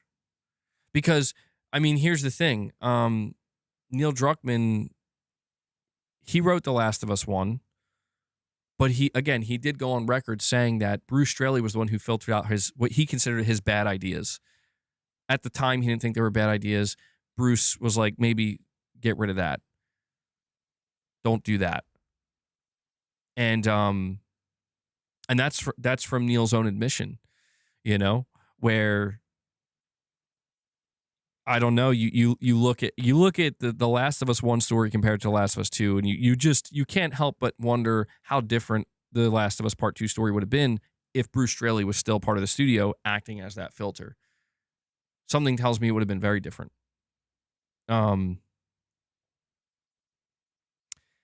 don't know, man.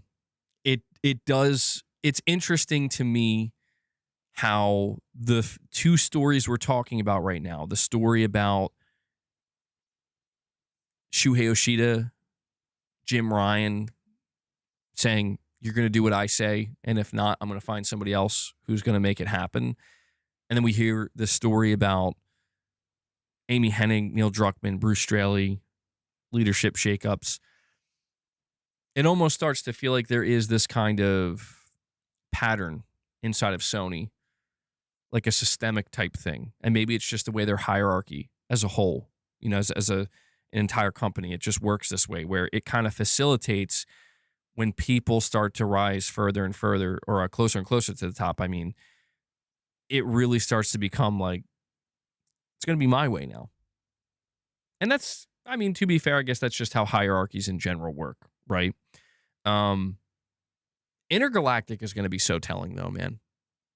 It really is. Like, the thing about Intergalactic that I think too many people completely disregard, not a lot of you guys here, but I just see it more broadly speaking, where it's like, you guys do know this is a new IP, right?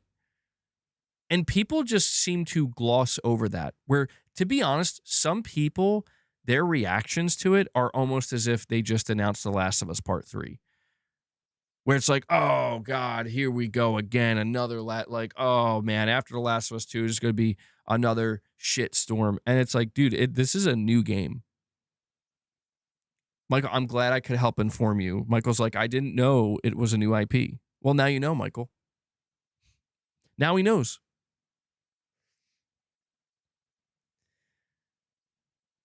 And I mean, I can agree that like the reveal trailer for this new IP was very underwhelming.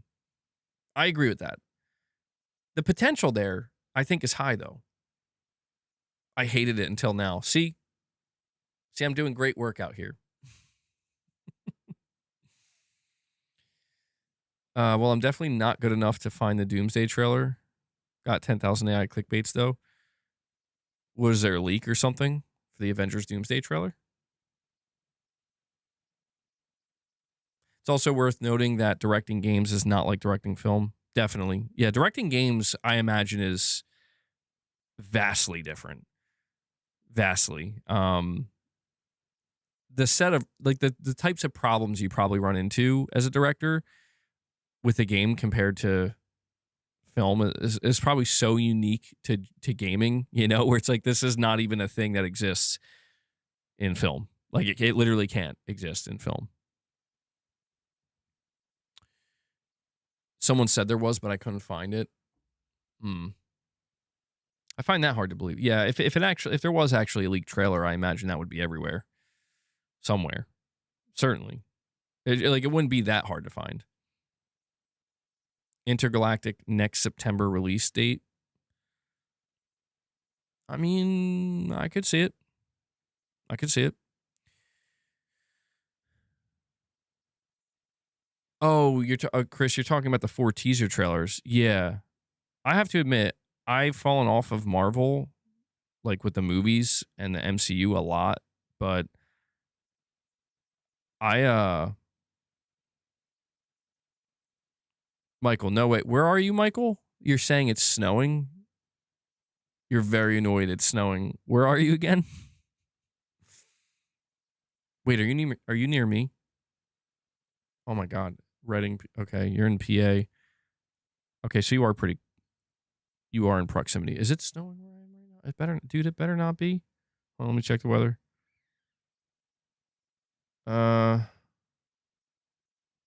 Okay. There's a freeze warning. Dude, it's April 20th, man. What is happening? I'm telling you. We can't even get decent spring weather. It's just going to be random cold fronts and then, 90-degree weather for 3 months straight. Digital dude, let me see. MBG, if I was Corey, I'd want the leakers to get caught. Imagine people already dragging your unannounced game, the Faye game, before ever seeing it. I'd be pissed. Yeah, I do feel kind of bad. Like, I don't know. I can't. It's not. It just doesn't make sense for me to make some kind of stance because I thought about it where it's like I'm not leaking certain things or I'm not covering certain leaks. I don't leak things. I'm not covering certain leaks. But it's like that's literally what my channel is. If I start picking and choosing like that, it's gonna just look strange. But yeah, I do feel kind of bad that like, man, this game was so close. It was like I was hoping it wouldn't get leaked because we've been talking about it for so long, and I'm like, nothing is, and then it all just comes out, and I'm like, oh, they couldn't hold it together. I would be so mad too. Zombie Dragon, a member for 35 months, says what they should have done in Uncharted's case, is they should have brought in actual fans of the series and let them play test it. You say, and then part 1. Well, I mean, that's why when we look over this, I mean, that's not a bad idea, and I'm sure there were some level of that happening, Zombie Dragon, but I just think it's crazy. So what we're looking at here is Neil Druckmann is in a meeting, and Sony's like, we need you to evaluate Uncharted 4, and here's the question we have to ask. We have to ask this question. It's only fair. Did Sony and Neil Druckmann essentially conspire? And I know that sounds loaded, but it's not that crazy because think about it. They're coming off of the massive, ultra success of The Last of Us. Amy Hennig's been working on this Uncharted for 3 years. And for some reason, and again, this is maybe the missing puzzle piece right now. It's like for some reason, Sony was skeptical of Uncharted 4. Like Sony corporate. And I guess what I'm trying to say is like I could see a situation where, people are, by people I mean Sony corporate, they're like, oh my God, we've never experienced this type of success from a first party game ever. We need to find a way to get Neil and Bruce on Uncharted 4. And I don't want to use the word like sabotage, but I don't know. I would love to see some kind of leaked build of Amy Hennig's Uncharted 4 where it's like, so Sony's questioning it and being like, is this actually bad? And then they're like, Neil, and it makes more sense what you're saying, Zombie Dragon. Yeah, like rather than getting fans to play test it, let's get Neil Druckmann to play test it. So I think I fully understand what you were trying to say, Zombie Dragon. It's just too convenient, right? It comes off that way where it's like, so you get Neil Druckmann, director of The Last of Us, to playtest Uncharted 4, and he comes to the conclusion that it sucks. How? Here's a question. How motivated would Neil Druckmann be to, no matter what he played, say, it sucks? Do you get what I'm saying? Where it's like, Sony put you in this position where you know if you say this game is bad, they're going to give it to you. If you say it's good, because think about it. If you're Neil Druckmann, and I'm not saying he would. I know what I'm implying here, but it's just, it's kind of like this is a thing that does happen. You know, it's studio politics, right? Um, if he says no, the game is good.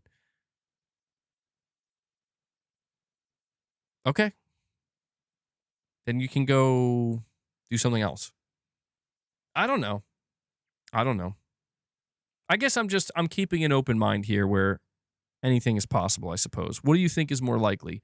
Uncharted 4, Amy Hennig's Uncharted 4 was actually that bad, or that Neil Druckmann convinced Sony it was bad so that way him and Bruce could take the reins? You tell me. And Zombie Dragon with a $5 super chat, you're saying, and then they could have said that is what the fans think, and they could have made a decision based on that. Part 2. Oh, yeah. So there you go. Yeah, it's exactly that, Zombie Dragon. And it is fascinating to think that maybe the more logical decision would have been, but it's so tough because Uncharted 4 turned out great. You know what I mean? Like, it did turn out great. So it's like, if Neil Druckmann took a chance where he's like, maybe I'm going to exaggerate how bad Amy Hennig's Uncharted 4 is. Maybe I'm going to do that so I can convince Sony to let me make it because Neil Druckmann and Bruce are convinced we can make a better one. And it's easy to think based off of the end result that, well, maybe you guys were right. Maybe Amy Hennig's Uncharted could have been good, but not as good as the one we got. And at the end of the day, you know, what is it that people are hoping for? They're hoping for something amazing, right? I don't know. Titus with a €10 super chat. Thank you, buddy. He says rumors were that in the first concept Uncharted 4 of Amy Hennig, that Sam would be the villain, and the voice in the debut trailer was Sam saying something like, "You left me to die," to Nathan. Interesting.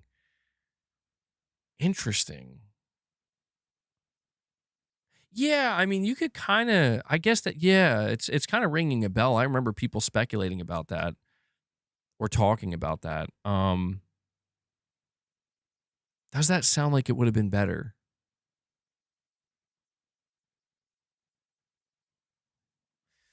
Well, let me see.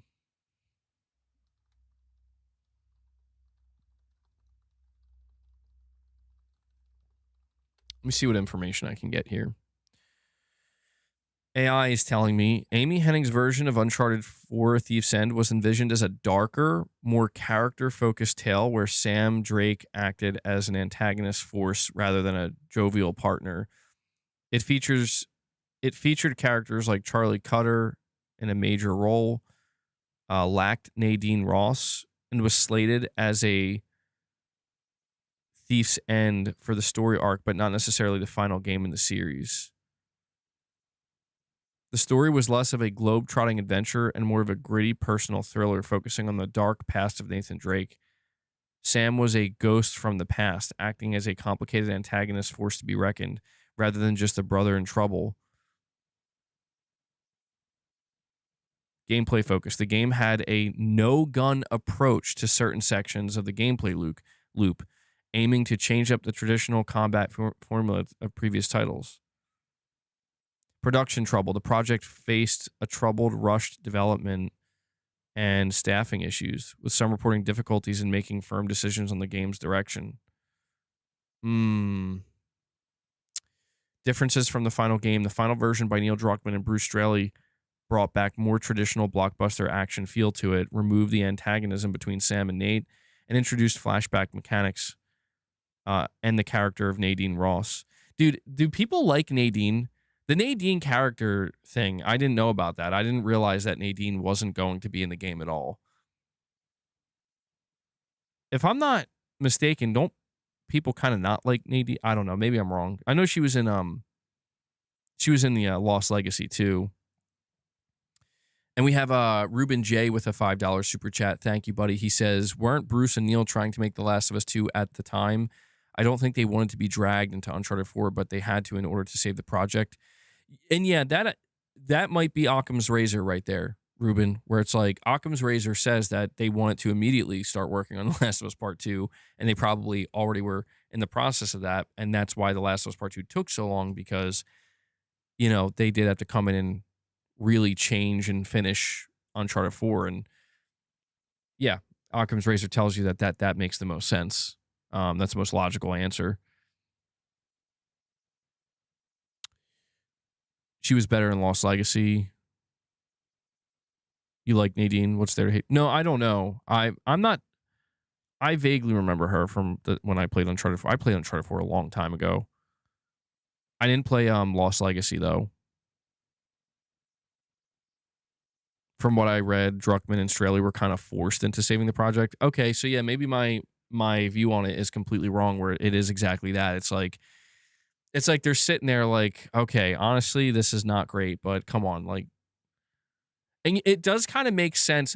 That would also explain why Bruce Straley was like, I'm done, dude.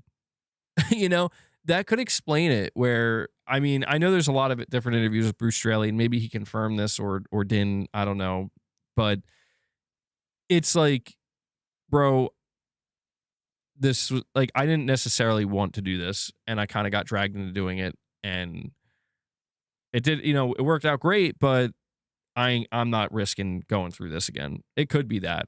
Yeah, maybe that does make the most sense, where Sony was like, please, like, we need you. I have to admit though, the description of Amy Hennig's Uncharted 4 is fascinating. I didn't realize it was actually going in the direction of like a darker tone, but it does sound to me like, yeah, it was going to be a very different Uncharted. That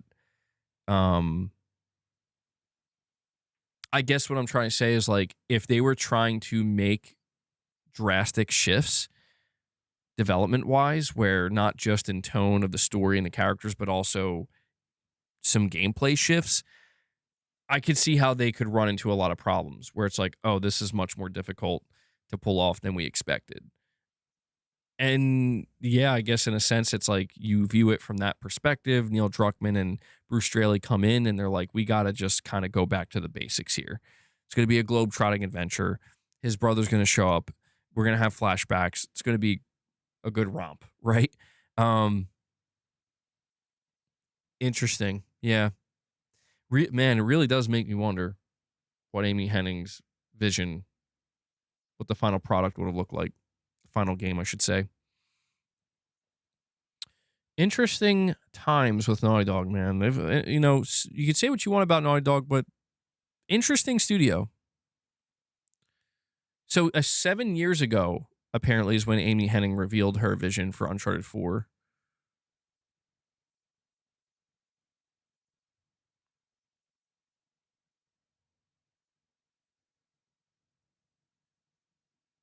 Interesting. Somebody in this Reddit post says, I mean, we'll never know what this game was exactly going to be like originally, but I do feel like the entry lost a lot of its signature charm without Hennig. As someone who doesn't really like Sam as a character, I think her description of the intended arc, starting antagonistic, leading to reconciliation, at least sounds a lot better than what we got in the immediate embracing, shrugging of off his lies, and then no consequences for his actions at the end. I also didn't really like the flashbacks, and the only one I would have wanted, Nate and Sam practicing sword fighting, didn't even make it into the game, so I would have been happy with that cut. Nadine's a fine character, and it was cool to have two equally fleshed out antagonists with their own distinct motivations, but I'm still really soured on the awful boss fights with her, where Nate and Sam couldn't even lay a finger on her, and those alone kind of took the game down a notch for me. On a whole, Thief's End is the most polished game in the franchise, has the most gameplay depth and the most substance in its writing. But in the end, I do prefer the pulpy balance found in both Among Thieves and Drake's Deception.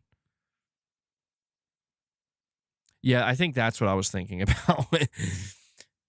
When there's like boss battles and Nate and Sam were just getting worked, bro. Huh. Well, I think this leads to an even bigger question. You know, it's very interesting to look back at this and to kind of put these, try to put the pieces together of this puzzle to get a better understanding of what went down with this massive studio and this project. But it leads to an even greater question, which is, what is Uncharted 5 going to be like?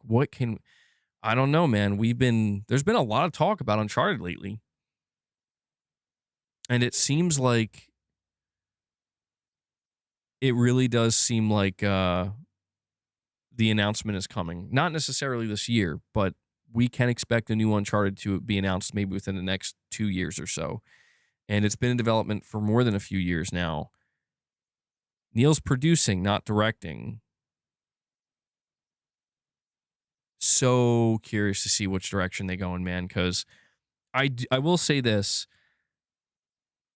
Uncharted 5 has some big shoes to fill.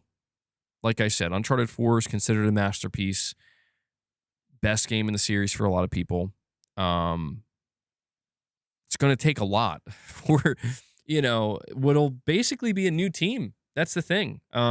Bruce Straley's gone. Amy Hennig's gone.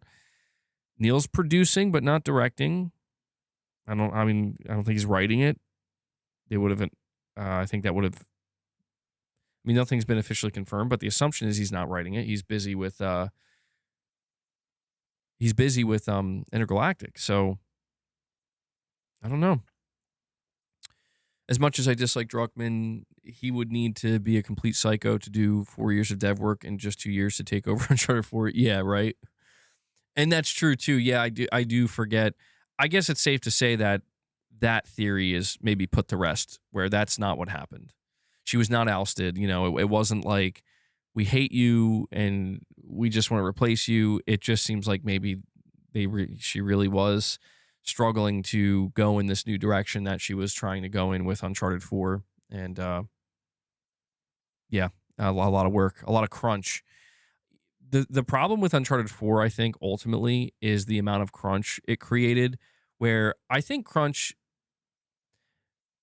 is a touchy subject. I'm not going to sit here and say it is or isn't necessary. All I am going to say is that it's going to happen no matter what at certain times. I think maybe the best approach to crunch is to truly try to minimize it, keep it to a bare minimum, where sometimes it just is necessary, I suppose. It's like we got to, for the next month, we just got to put the extra elbow grease in. We have to do it. But limit it to that, just a short time frame, and get, chill out from there. But then, arbitrary deadlines, it gets into a more philosophical conversation. All I do know is that Uncharted 4 it's like infamous for the amount of turnover it caused, where people were like, I am out. Dude, Bruce Straley, it filtered out Bruce Straley, dude, where it's like, how bad was it? It sounds nightmarish. And clearly that you can tell that's what went into it, though, because, yeah, dude, the fact that they were able to get it out in 2016 at as good as it is, like as polished as it was, it's like, wow. A lot of blood, sweat, and tears went into that. Crunch is necessary to accomplish goals, but is abused by corporations for financial gains. Yeah. And I guess that's a good way to put it, Michael, where it's like, there's, to me, I don't even look at it as like crunch, but I've always believed that it's like, if you want to be the best at something, you have to put the time in, and it's going to be uncomfortable. Nobody who's the best at anything got to that point being comfortable, doesn't mean you have to live your entire life in discomfort, though, either, right? And that's where the abuse comes in, where because of certain arbitrary deadlines and you know the uh the expectations of these corporations and the expectation of certain financial gains. It's like they don't care. They would be okay with you living your entire life that way. Um, so I think it's about finding that balance, which apparently Naughty Dog is still struggling with to a degree. Um, there was another report that came out with Naughty Dog and another developer talking about how they as in Naughty Dog, they kind of came to the conclusion that this is just what we have to do. Crunch is necessary to make the type of games we make. And I think that can be a very toxic mentality to have, depending on how far you take it, where it's like, well, so what are you saying? Like, you're just crunching all the time? Like that's crunch can be mitigated through better management, especially better time management and resource management. But yeah, it's also the responsibility of people like Herman Hulst. That's part of his job, where it's like you got to make sure you're keeping your studios, that you're not putting an unrealistic amount of pressure on them, right? But I mean, you look at Intergalactic, but you look at what people say, right? Like there are the complaints that people are like, well, you know, come on, bro, where's the new game? And that gets into, I think, a deeper level of mismanagement where it's like, we talk about The Last of Us Online and all that stuff. If crunch is possible, it will always be used, so it should never be a thing. Yeah, it is one of those things where, like, I think for me, like, I guess it is different from the corporate world, but I always think about sports, you know? I always think about how, like, anybody that you would consider one of the greatest of all time in a particular sport, they made it their life. And I think that's good in the sense of they made that personal decision. I think that's the problem with the type of crunch we're talking about is it's not it's not necessarily a personal decision. And also making games is not a sport. You know what I mean? It's more of an art form. And so there are differences there and they have to be treated differently. But I could understand the mentality of a person that's like, if I think maybe the biggest problem is how you'll just be discarded ultimately, where it's like you can, as an individual, say, I'm going to put everything I have into this project because you believe, you're going to make it to the top and become one of the greats in the games industry. And maybe you will. But I think what's so unfortunate is that, dude, there's just like so many business executives and suits that are just going to be like, I mean, we'll continue to use you, but we're not worried about your glory, your personal glory. But I always say the same thing, and this is kind of how I continue to approach just everything in life. Where there's got to be a balance. Put blood, sweat, and tears into what you care about, but yeah, don't let it be weaponized and against you, right? Like, don't let it be used and abused per se. Your time, your energy, it's limited. And we all have to do what we have to do at times. But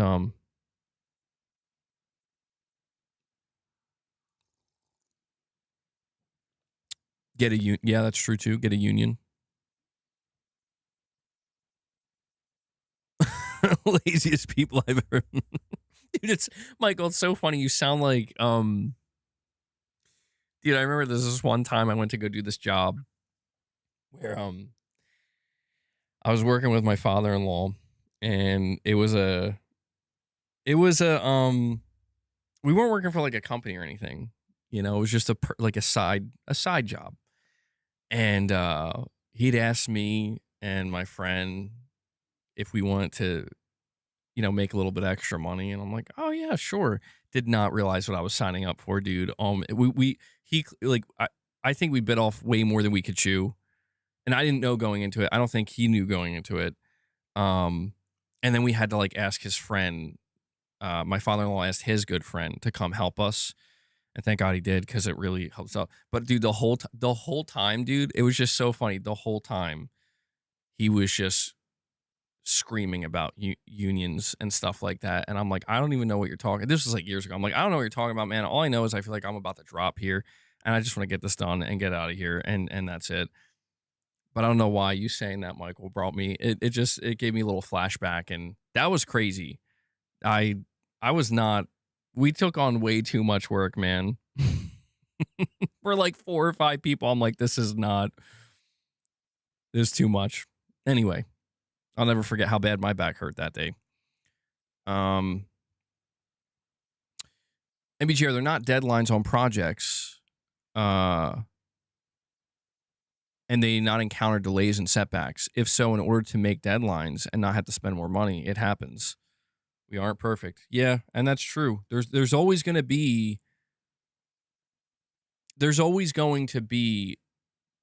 I guess, a deadline. Like, even just for me in my personal life, like, I technically don't have deadlines. Yet I can't help, like, I freak out if I don't have my stream out by 11 a.m.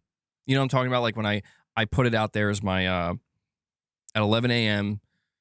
so you'll know I'm streaming at 12, and I freak out if I'm not there at 12. There's no reason whatsoever for me to get that stressed about it, where you would think I have a boss over me, or like I'm part of some, bigger thing here, where it's like, you need to be on time, bro, or else, like, you need to make sure it's always at this time, or else. In reality, it's like, I'm lucky enough that it doesn't have to be that way at all. And yet there's just this natural thing in me where I'm like, no, it's got to be that way. And I think about that. I'm like, it's fascinating, because I think what we see so frequently across everything, including the video game industry, all industries, is it's ultimately just a reflection of how people are, the difference of how people are. And like, yeah, I guess if it was me, if I was, if I decided to expand my YouTube channel, and bring people on and hire people, I naturally would have that expectation. Like, dude, you got to be on time, and we got to hit these deadlines, and that's just how it's got to be. I'm willing to put what I have to into it, but then again, it's my own thing. So it's complicated. It's never not been complicated. It will always be complicated. And it's just one of those things where I guess you just have to decide which side of the fence you're on, right? And I'm self-employed, so I'm just gonna, I'll just leave it there. It's called rent. Oh yeah, no, that's true. Yeah, that's true. You're saying you do MBG. It's called rent/mortgage and the biological imperative. Very true. Yeah, I often think about how, like, dude, even if money wasn't a concern for me, I'd still have some kind of there was always something above. There's always something above, creating a pressure. And yeah, one would argue that's just life. That's just life. But no, what I will say is, kind of getting back to, bring it back to video games. I do think with Naughty Dog in particular, you did see the potential negative outcome of, like, when crunch is implemented too intensely, where you start to lose good people, where it's like, oh man, we are burning through talent, And that's why I think Naughty Dog felt like they had to balance things out. And I think when we heard about Intergalactic, more recently, there was a report from Jason Schreier that they had to crunch again. And it's like, yeah, man, I mean, I'm not going to lie. People are looking at you, Naughty Dog. They're looking at you and they're being like, where is your game? Look at Insomniac. Especially, like, they have peers as well, where there is, like, competition within the studios, where it's like, look at Insomniac. Look at how, even Housemarque, a studio that's only been a PlayStation studio for, like, 4 years.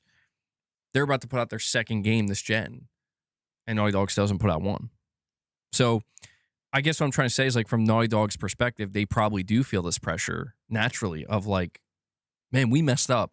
Like, we messed up big going all in with The Last of Us Online. It didn't happen. And we gotta go. Like, I I guarantee there is an internal pressure for not just from like Naughty Dog, like from the top, not from like Sony from the top, but just as a studio collective where they're like, we can't let this slip to the PS6. We have to get this game out before the end of the gen.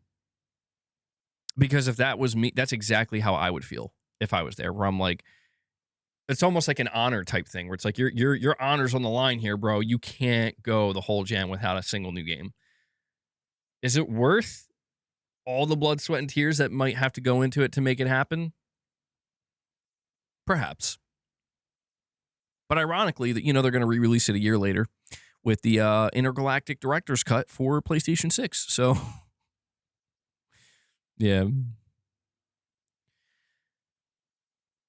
I guess the best thing we can do is express our appreciation when the time comes. If it, just like with Uncharted 4, I will say this: for as difficult as the development of Uncharted 4 was, they got their reward. They got their glory. They got the sales. They got the 10 out of 10s. They won the awards. And so, no guts, no glory. You know what they say, right? I love these old sayings. No pain, no gain. No guts, no glory. Zombie Dragon with a $10 super chat. You're saying there's also a difference. You're choosing. There's a difference for when you're choosing to do the extra work, which is very different from your boss telling you for the next 6 months you're going to stream for the next 14 hours. That's true too. Yeah, and I won't lie. I don't know that I could. If I'm being realistic with myself, I don't know that I could make it that way. What I've found for me personally is that like I am the type of person where I want to, when I'm passionate about something, I will pour everything into it. Or at least it feels that way. Like I'll give way too much of myself to whatever it is. But if there's like somebody telling me I have to do it, something changes where I'm like, well, now I don't want to do it. And so I would not be able to. I remember when I worked in retail, I know what it's like to a degree. I remember when I worked in retail and the holiday season came around and I was like, bro, excuse me? Like it was so bad. I'm like, this is. What the hell was that? Hold on.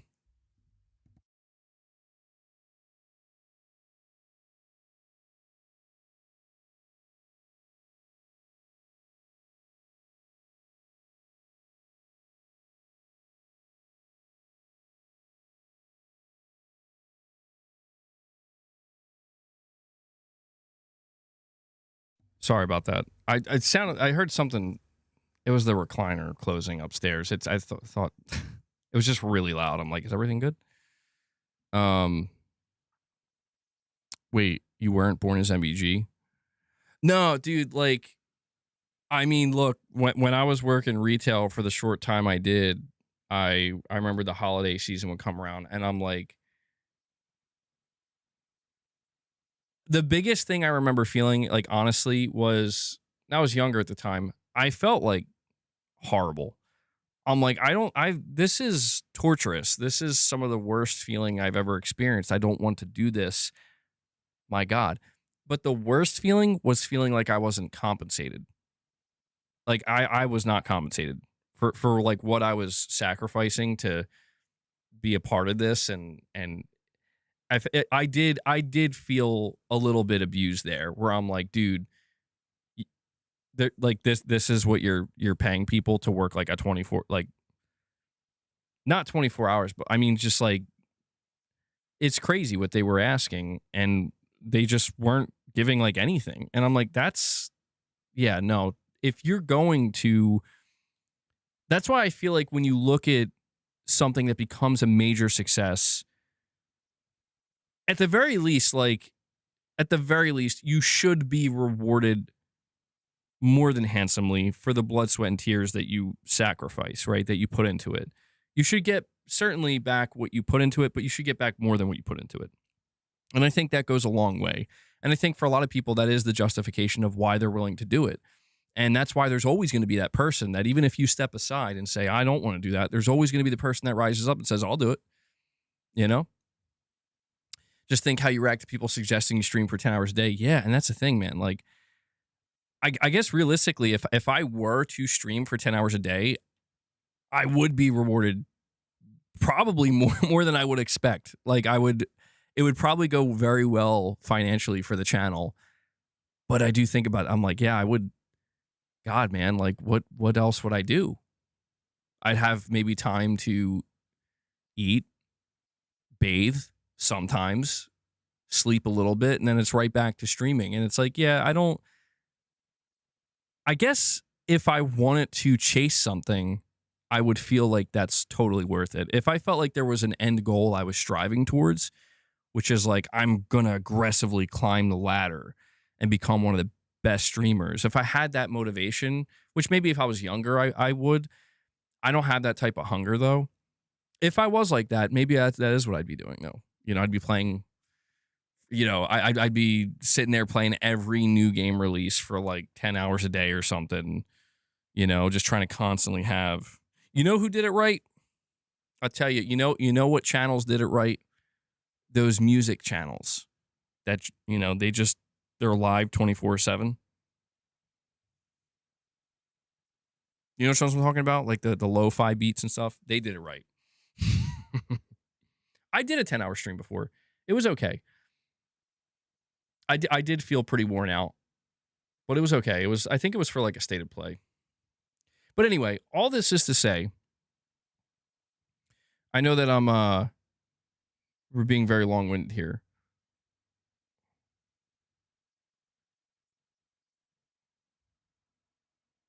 Sorry. It's to say that Naughty Dog produced a fantastic game with Uncharted 4. And a lot of people loved The Last of Us Part 2. They were rewarded very well. They won all the awards for The Last of Us Part 2. They got good sales. And so Intergalactic is coming up next. And, I think a game like Intergalactic, I'm muted. Titus, that might be on your end, man. It says I'm good. Intergalactic is going to be a game that I think it's going to have to speak for itself. I think that, I think that Intergalactic, no amount of talking that Naughty Dog could do right now would help it. I think it would only hurt it. It's at a point where they just got to show it. And they have to get this game. In my opinion, they have to get Intergalactic to a better place. And the best way to do that is just show it. Because if it's really that good, if it's really everything that a lot of people believe it to be, a lot of fans believe it to be, it'll come across, it'll come through. There will be haters no matter what. But that noise ultimately, I feel like it reminds me of Ghost of Yotei, where like, I think about when Ghost of Yotei was first revealed. And then you think about that year time frame where, okay, now it's out, people are playing it. And you just saw in real time, like it was so obvious who was hating it just for the sake of hating it. And they were ignored as they should have been. You could see what the honest criticisms were. But more than anything, you could see that so many people were enjoying it because it was just a good video game. People were having fun with it and they were having a good time. And they felt like it was worth their time and money. I think it would be fantastic to see something just like that happen, maybe even on a bigger scale for something like Intergalactic. So I'm ultimately rooting for Naughty Dog, man. I think they are a fantastic studio. I think that I've had some shortcomings with them with The Last of Us Part 2, but it is what it is. No studio in my eyes is perfect. There will always be shortcomings. There will always be flaws. But at the end of the day, man, I think we're kind of aligned. I just want Naughty Dog to produce amazing games that feel great to play, that I'm excited to play, that, I'll be talking about for years after I play them. And I think that's exactly what they want to do. They want to deliver a great game. So hopefully it'll all work out the way we want it to. Speaking of great single-player games, we have to talk about Pragmata. I have something. So even though Pragmata is not a first-party PlayStation game, I have something about this game that I want to tether two things together here. Okay. Maybe it's unnecessary, but I do think that it's worth highlighting because we've been discussing this recently. We've been discussing the sales ratios, the attach rates of PlayStation first party video games, right? Oh, is it really good if Saros only sells 3 million copies or 4 million copies on PlayStation 5 exclusively when there is almost 95 to 100 million PlayStation 5s out there? You know, that's like a 4% attach rate roughly, right? Is that really good or is that bad? Well, this is where I try to remind people that there are third-party games that would be happy to sell 1 to 2 million copies, AAA games. And I think this is proven by Pragmata. So it says this morning, Japanese developer and publisher Capcom announced that its brand new sci-fi IP, Pragmata, is off to a great start, having sold more than 1 million units in the first 2 days on the market. In the press release, Capcom noted that the IP, which has been in development for like over 6 years now, was crafted by a team of younger developers who successfully created an innovative gameplay experience by focusing action gameplay with puzzle elements, the real-time hacking minigame. To offset the lack of pre-existing fan base or brand recognition, Capcom implemented a series of marketing initiatives that paid off, including the release of Pragmata Sketchbook demo on all platforms. Moreover, they added support for the Nintendo Switch 2 console early on to broaden the title's availability, which certainly helped here. But I thought this was so important to highlight for numerous reasons. The first and most important reason is big congratulations to Capcom and the team that developed this. I personally haven't played Pragmata yet. I'm going to, though, and I'm very excited. But this is what we want to see, truly. Not just from PlayStation. Of course, we want to see it from PlayStation. But this is something we want to continue to see across the industry. We like to see video game publishers taking chances on new AAA single-player IP. It's become so rare, and you can almost understand why most developers, or publishers, I should say, are very hesitant to do this. But when you see games like Pragmata succeeding, it's good because it should help give more confidence. It should instill a greater sense of confidence in other AAA video game publishers. Like Sony should be looking at Pragmata and being like, you know, we should keep going down this road of trying to greenlight new AAA IP, because look at that. If Capcom can do this with a game like Pragmata, where it is, let's face it, the gameplay mechanics of Pragmata, what I've been reading from people, the greatest surprise that people have is that the puzzle mechanics feel great.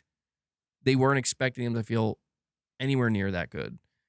And it's like people are getting addicted to it. MBG's dad instincts are going to be off the chain if he plays Pragmata.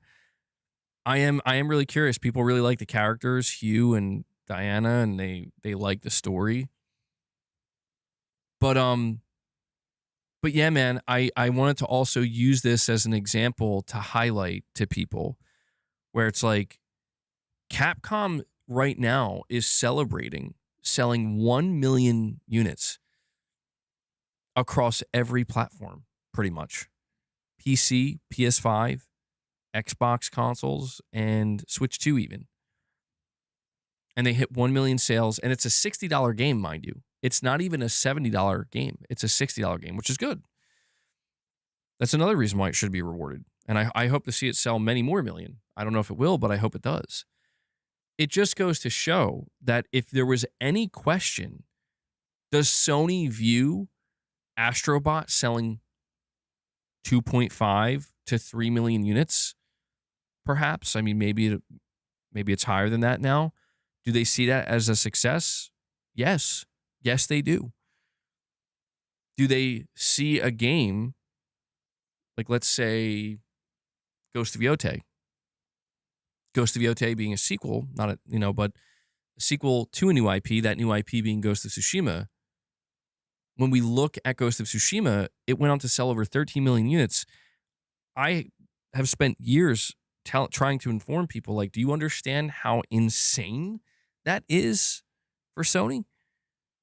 Just a new AAA IP, that being Ghost of Tsushima, and the fact that Ghost of Yotei, while we don't have the sales numbers yet, the last thing we heard from Sony is it was outpacing Ghost of Tsushima. This is why, like, when we talk about even something like Intergalactic, let's say it goes on to sell 7 million, which I think would be a little bit softer than people would expect from a studio like Naughty Dog, but 7 million, that's a success. I mean, assuming the budget isn't something absurd, like it was a $700 million budget, it would be a success. Yeah, and it's exactly that. And like when we talk about Horizon Zero Dawn, yeah, you're saying it sold 24 million. I mean, that's where it's like, I don't think people understand like how when Sony sees that, they're probably almost falling out of their chair. The executives. They're like, what? And it also explains why, they're doubling down on some of these franchises. But I wanted to take this opportunity to highlight those two things, right? That Pragmata deserves the success. We need more games like this. We need more studios. Like, I hope Sony is feeling more encouraged after seeing Capcom pull something like this off. Because again, this was a game that was revealed at the PlayStation 5 event back in 2020. And a lot of people thought it was going to get canceled and be vaporware. And I'm like, yeah, I kind of thought that too. So to see it go to distance and get rewarded for it, and it also puts in perspective just how valuable, not even valuable is not the right word. I mean, it is valuable, but successful some of Sony's games are in terms of how they sell on a single platform, that being the PlayStation 5. So when I think about Soros coming up, if Soros sells 2 million copies in a month, like, that's good. That's very good for PlayStation. That's very good for Housemarque. If it goes on to sell more than that over the next year and it sells 3.5 million, maybe even cracks the 4 million, that's huge for a studio like Housemarque. That's huge for Sony as a publisher. And it's amplified by the fact that it's done on one platform. So I hope to just continue to see these single player games find the success that they're seemingly achieving. Now, obviously, this can't be said for every single player game. There are single player games that do falter and they fall short, and, it sucks to see that, but I've always been a believer that single player games are never going to go away. They're never going to go anywhere. They're always going to have a place, and Pragmata continues to prove that. And I'm looking forward to when I do finally play it, giving my thoughts on it. Oh, excuse me.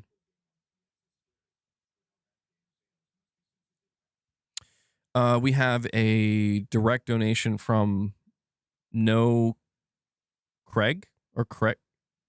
No Craig. I'm just going to say Craig. I don't think that's a G, but he says Matt Piscatella is saying Starfield was the best-selling digital and physical game on.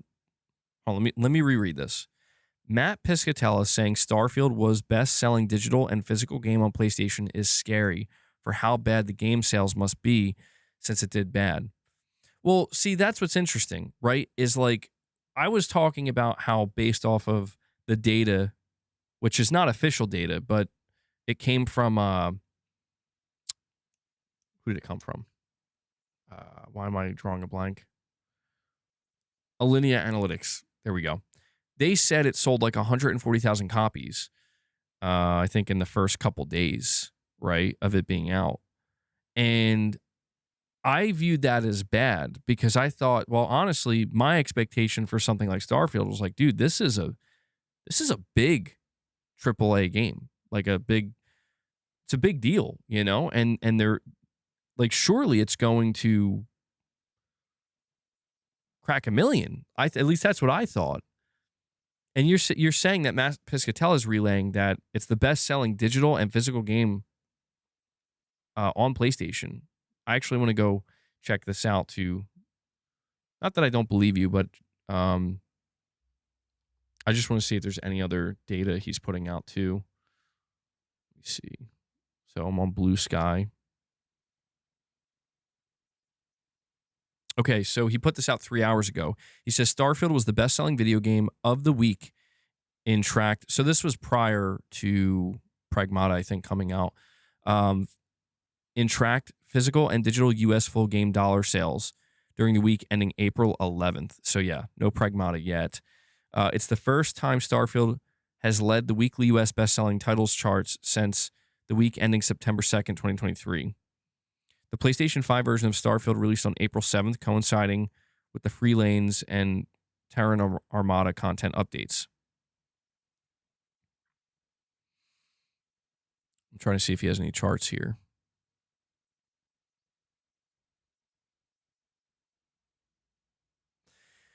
Yeah, I'm not sure what this means because if Alinea Analytics' data is correct, and obviously what Matt Piscatella is saying is correct, he's giving the official information that it was the best-selling game physically and digitally.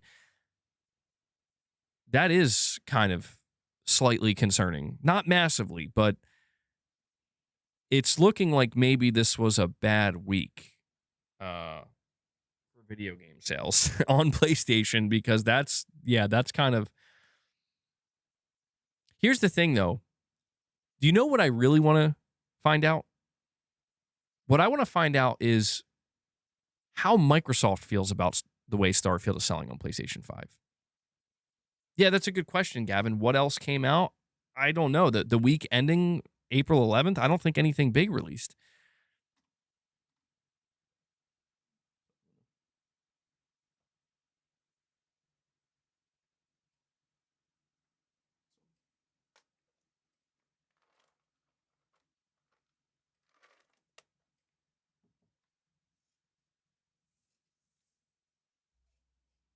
Chris, you're saying your Starfield ran flawlessly. You just got lucky. Benino, you're saying I have like 60 hours on Starfield. I play it on Steam. In my opinion, it's not a bad game.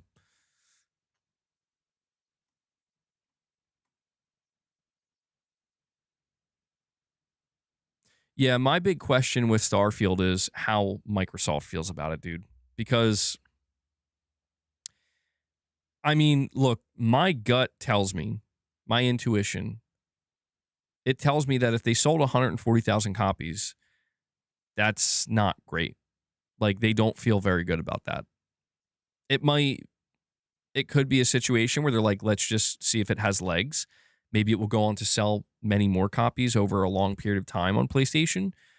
But my intuition tells me they were expecting Starfield to do something more similar to Forza Horizon 5 numbers because of how big Starfield is. You know, the big new Bethesda RPG that was excluded from PlayStation. So I don't know. Maybe I'm wrong about that. Maybe Microsoft looks at Starfield selling 140K on PlayStation and being the best selling game of the week, being like, good. Yeah, we're happy with that. But I don't know. I can't quite get a read at this moment in time on how Microsoft, generally speaking, feels about their games releasing on PlayStation. The only game that I know for a fact Microsoft was very happy about was Forza because it was just obviously a massive success. Like it sold like 4 million copies, 3 or 4 million copies or something. And it's like, whoa, at full price. So they were very happy with that. Other than that, I don't know.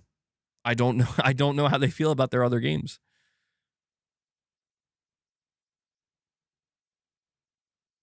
Oh, is this official? Lady Gamer, this link you just put in the chat, has this been made official? Let me see.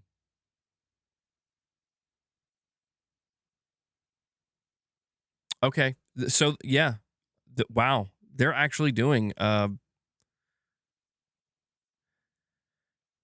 Ubisoft posts, "We know you know, but how about we tell you some more now? Tune in for the Assassin's Creed Black Flag Resynced Worldwide Reveal Showcase on April 23rd." So they're giving it its own showcase. Dude, we are at a point where games are just getting their own individual showcases.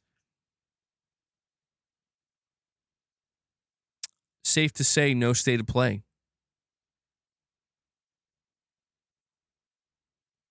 What are the hype levels for this? Do I tune into the showcase? I guess I could tune into it.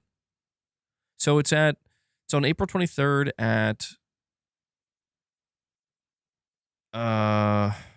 what time for me? 6 p.m.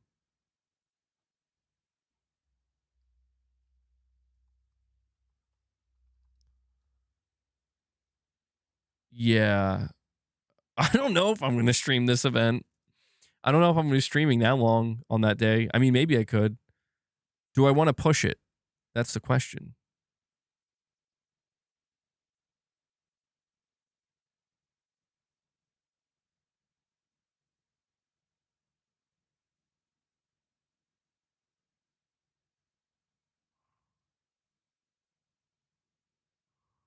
Oh,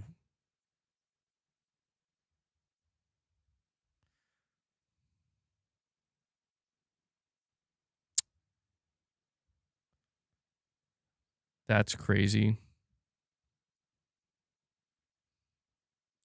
Sorry, just saw a crazy, horrific video on Twitter. See, I'm on there for just 2 minutes, and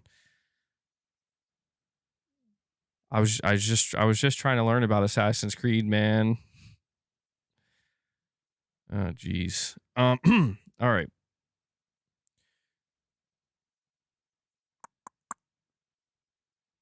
Yeah, so it's official. There's an event for Assassin's Creed Resynced. It's getting revealed this Thursday.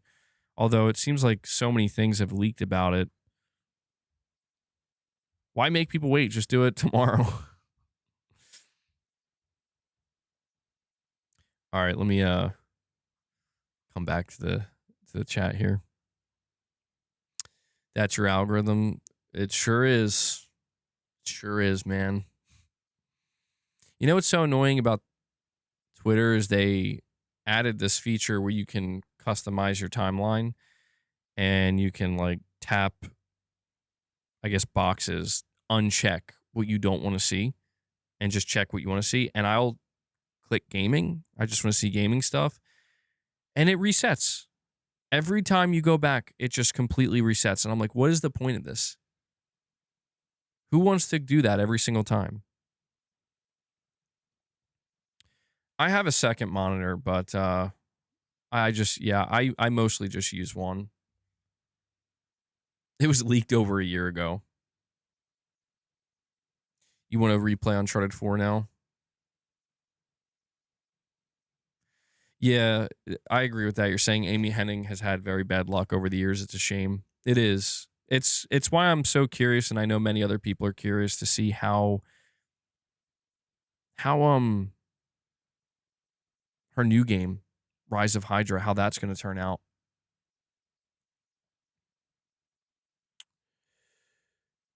Get this out of here. Hold on 1 second, guys.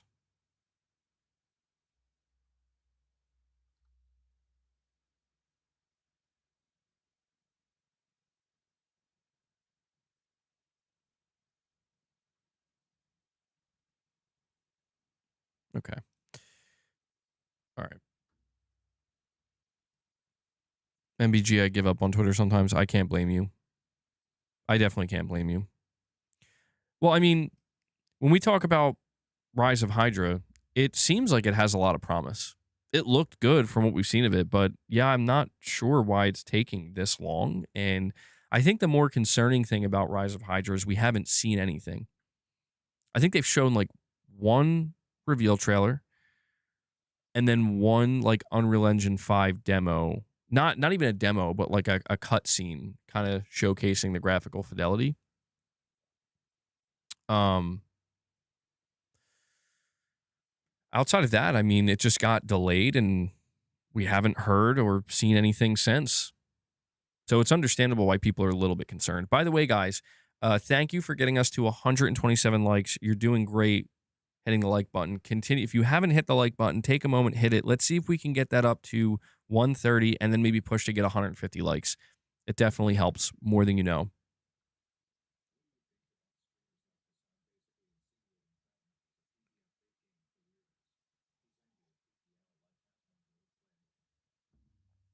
We have a direct donation from PlayStation Corey. Interesting. He says, "What do you think about streamers like Hassan basically insinuating Pragmata is a PDF bait game for weirdos? He's angry at people like Asmongold for playing it. Is there is so like is the I'm just trying to wrap my head around this. Is it there's a little girl in this game? So if you're playing it, you're PDF? Is there some I feel like there has to be something I'm missing here because that's an insane stance. Like that's utterly insane. There's got to be something more.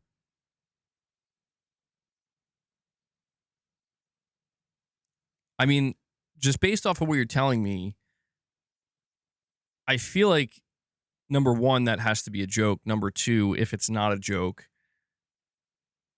I think people need to really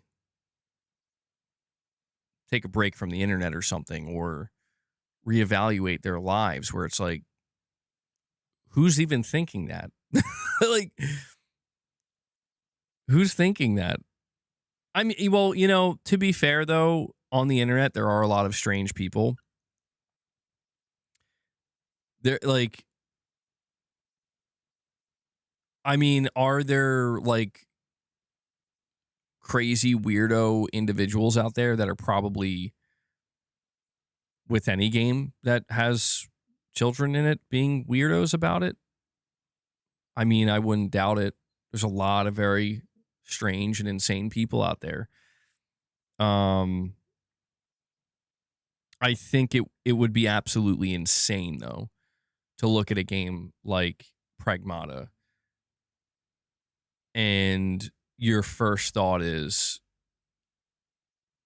like, I'm just going to be real about it, man. Like, if the first thing that comes to your mind when you see these two characters is you sexualize this robot character that's taking the form of a female child, you might there might be something wrong with you, like deeply wrong. You know what I mean? Where it's like that should not be the first thing you think. And if that's the first thing you think, you need to take a step back, take a good hard look in the mirror, and maybe go somewhere. That's my stance on that. You're saying they're telling on themselves. It's not a might. There is something wrong with them. Yeah, maybe I'm putting it too kindly. I guess I try to be understanding that people do try to have good intentions. People maybe do get overprotective, but it's like I don't know, man. I think a lot of times your first if it would be different if this was like a thing that the majority of people were thinking. If when you look at Pragmata and like this was the first thing that was coming to like almost everybody's minds, where it's like something's really wrong here, that would be different because then it would be like, yeah, collectively there's something like Capcom. What are you doing? Like there's something going on here, and this is very weird. This is Capcom. You're exhibiting weirdo behavior with this game. That's not what I see, and I'm not sure who sees that. You know, um, do I think that there are people out there who are probably being weirdos about it? Yes, absolutely. And that's the type of stuff you got to be careful. You got to look out for and be like, this is awful and disgusting. And you need, yeah, there's some There's some terrible people in this world, man.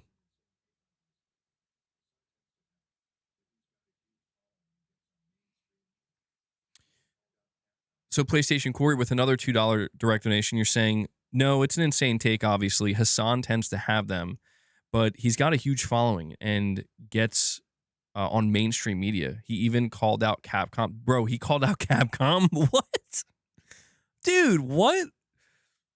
I mean, I know he's a famous streamer. I don't watch it. I don't even see clips of him, honestly, but I'm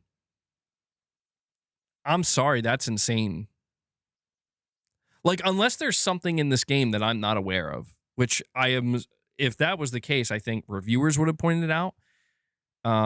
People who are playing it right now would have pointed it out. I think, like, again, what about, I guess where my confusion lies is like, what about this character could be like, if the insinuation is that she's being sexualized, what about this character says that? Like, she's, you know what I mean? She's a little girl wearing a giant blue coat, dude. Not, and I'm not saying to you, PlayStation Core, but like to whoever, like Hassan or whoever. It's like, what are you talking about? Like, now it's getting creepy, and I feel like the people who are like, but look, it's like you're the ones making it creepy here. You know? Like, it starts to feel like, at what point are you starting to self-report here? Like, what are you talking about? It would be different if Capcom was like, oh yeah, we added a special outfit in the game that's she can wear a bikini or something. Okay, that's different. Like, now we need to look at Capcom and be like, whoa. What the fuck are you doing? Are you guys out of your minds? That would, then it's like, yeah, now we need to talk about it. You know, that's going to be something that everybody's going to talk about, because it's like Capcom lost their damn minds and they're ill. They're sick. There's something very wrong with them. But that's not what we're looking at. I don't know, dude. People are strange. I don't understand. I do not understand. It's culture war stuff, MBG. It's a dad simulator, pretty much. That's not okay to some people, so they give these insane takes. Being a dad and taking care of your kid is not okay to them. Oh, man. I mean, I hope it's not that serious. I'm just over here being like, man, this game looks really fun. Looks like a great story. Heartfelt, you know? But then there's just people out there like screeching about it for some reason. I don't know why they're screeching, but my God, man, just please let people enjoy things. It's fine.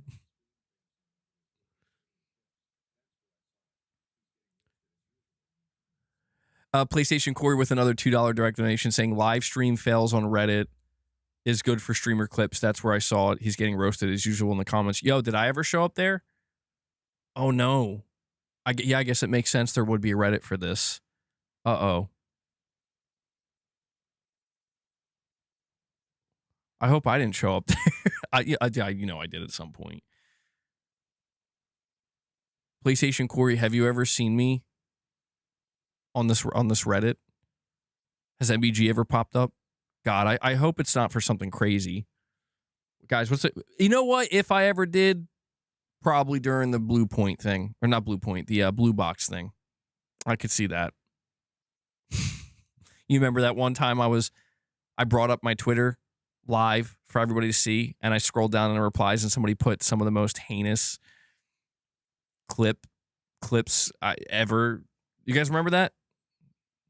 Good and bad times, let me tell you. Well, yeah, no, to be honest, though, I think people need to calm down. I don't know why something like Pragmata would be... I mean, I guess, yeah, that does make sense. The culture war stuff, the drama. There's got to be drama around everything. And it's like, dude, come on. You know, like, Pragmata just looks like a fantastic video game with a great story, you know? And at least that's what I'm hearing. That's what I'm seeing. And I'm looking forward to experiencing it myself. And the last thing I would the last thing I'm thinking about is something like that when I'm going into it, where it's like, uh, people unsettle me deeply sometimes. But I do appreciate the direct donations. Drama, drama, drama. Let's go see what other kind of drama there is on Twitter right now.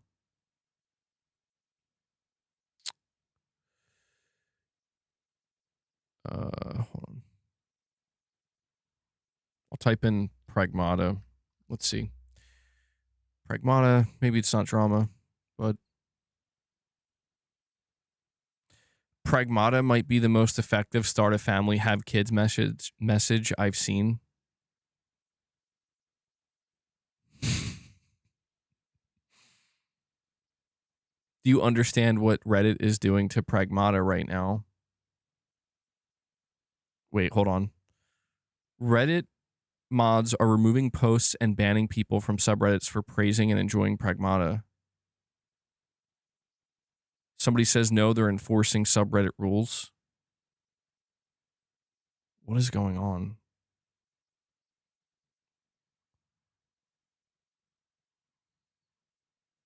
Do you understand what Reddit is doing to Pragmata right now? The game launched 2 days ago, 97% positive on Steam. Critics love it, players love it. And Reddit mods are silently deleting every positive post about it. No reason, just gone. One guy posted wonderful game, 10 out of 10 for me, with his trophy screenshot removed by our Reddit PlayStation mods within an hour. You 100% of the game? Deleted. You said it was a 10 out of 10? Deleted.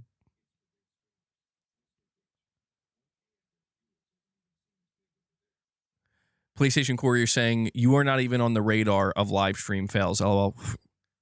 I don't know. Would it be better for me to be on the radar? Maybe. Hey, how do I get exposed? Get more exposure out there. You know, you're saying it's for big streamers, mostly Twitch. 1K average viewers isn't even as big over there. Okay, I get you. That makes more sense. I guess I'm not gonna lie. I feel a little bit relieved. You know, just slightly. It's good and bad. It means I'm still small time, which is fine. Maybe it's better that way. I go big time, burns to the ground instantly. Guaranteed. Absolutely. We all know that. Come on, that's not a mystery. Why? I'm trying to figure this.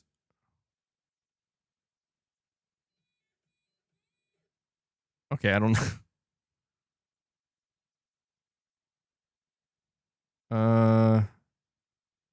Community shapes perception. Oh, I see it now. Okay, yeah, here's that Hassan clip. Twitch streamer Hassan Parker gives his take on Capcom's Pragmata. He states, quote, "So what's really interesting about this is all of these uneffable losers in the gaming sphere always talk about starting families and stuff, and I don't understand why this has become a thing that they care about. Like, if you are a gamer, you should care about things that you can actually experience. You should care about things that you actually enjoy, right?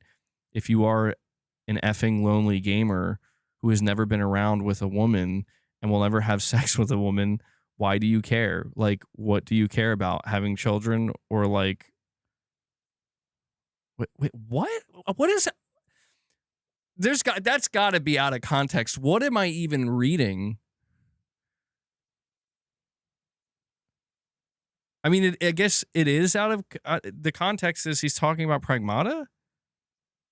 I am so dude. I'm genuinely confused as to what he seems like. A really nice, well-adjusted person.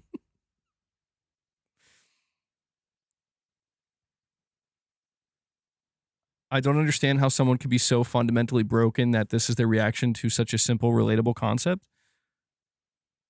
Hold on, I'm trying to see. I guess he was reacting to something on Twitter.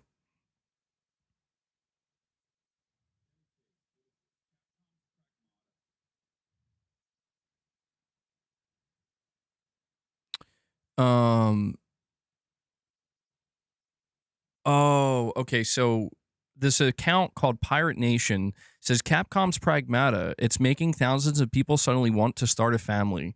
You play as Hugh, a soldier stranded on a ruined lunar research station, and your job is protecting the childlike android Diana while fighting rogue AI to get home. In one emotional moment, she gives him a crown, drawing of the two of them together as a little family. Even streamers who say at the start that they don't like kids end up breaking down in happy tears. Many of them are admitting it made them want children of their own. This is. What are we doing here? Yeah, me too, Chris. I'm actively losing brain cells. Like, dude, who cares?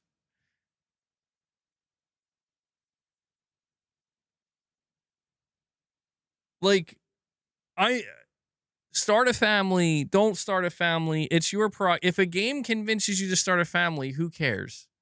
Dude, if that's really what Hassan said though, that's insane. Come on, he's got to just be saying this stuff just because, like, what's really interesting about this is all these uneffable losers in the gaming sphere always talk about starting families and stuff. Okay, well, I mean, I guess there are just some people that are going to play Pragmata. There are going to be some people that play Pragmata, and they're going to be like, I want kids, man. I want a family. It's like, yeah, but there's a process, there's something that's got to happen in between that, and that ain't it for you, buddy. You damn incel. I don't know. This is crazy to me.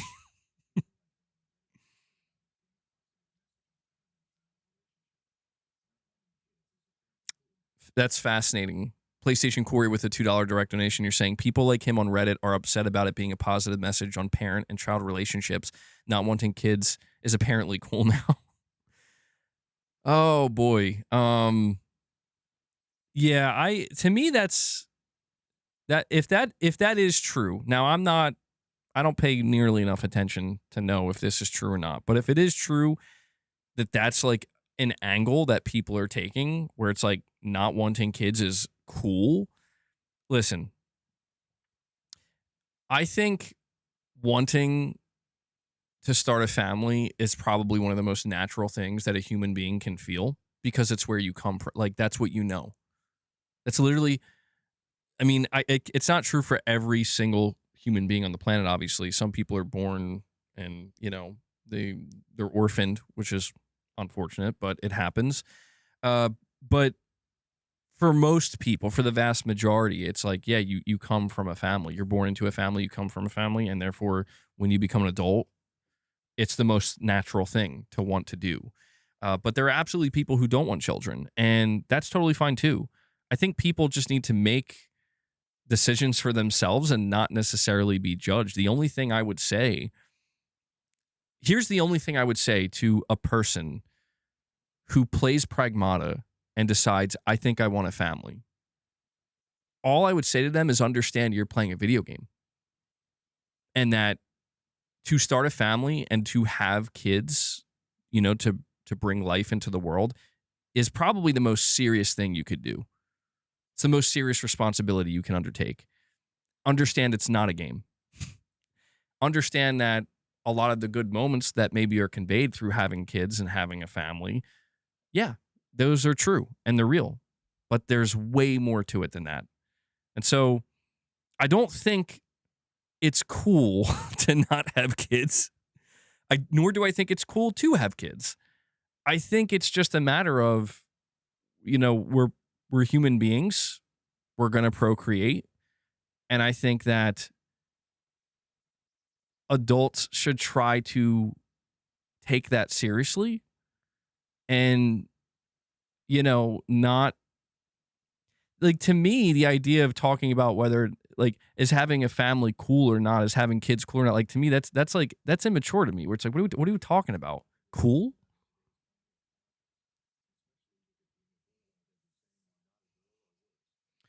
PlayStation Corey with thank you for the $2 direct donations, by the way. You're saying God of War 2018 would probably be called out in today's climate of politics, especially with it being a oh boy. Um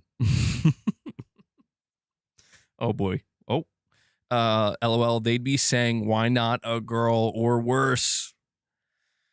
Oh, bro, yeah, dude. It's literally it's the meme of The Rock rolling his eyes like, "Here we go." Like so much of it. You know what it is? I think a lot of it just feels forced. That's the vibe I'm getting from this. Not from you, PlayStation Corey, but just from like I think there's just so many people where like, yeah, dude, they even if the supposed culture war, even if it's winding down, they can't deal with it winding down. There's always got to be some, got to keep the flame, you know, keep it lit, keep it burning bright. Where it's like, I don't know, man. I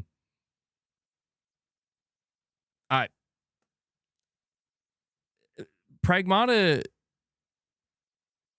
T- what I see from Pragmata is it's like it totally makes sense if they if the game if half the experience or the majority of the experience of the game and the story is like it's a father daughter type situation, you know.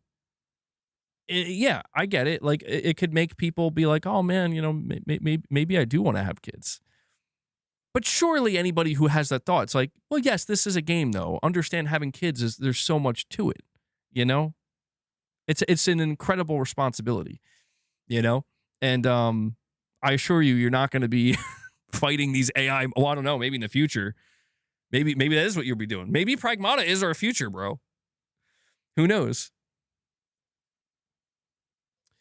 Titus, you're saying you don't get that people can't afford a family. Well, that's true too. I wasn't even thinking of that angle, Titus. And that to me, that goes part of that kind of goes hand in hand with the responsibility factor, where it's like if you're going to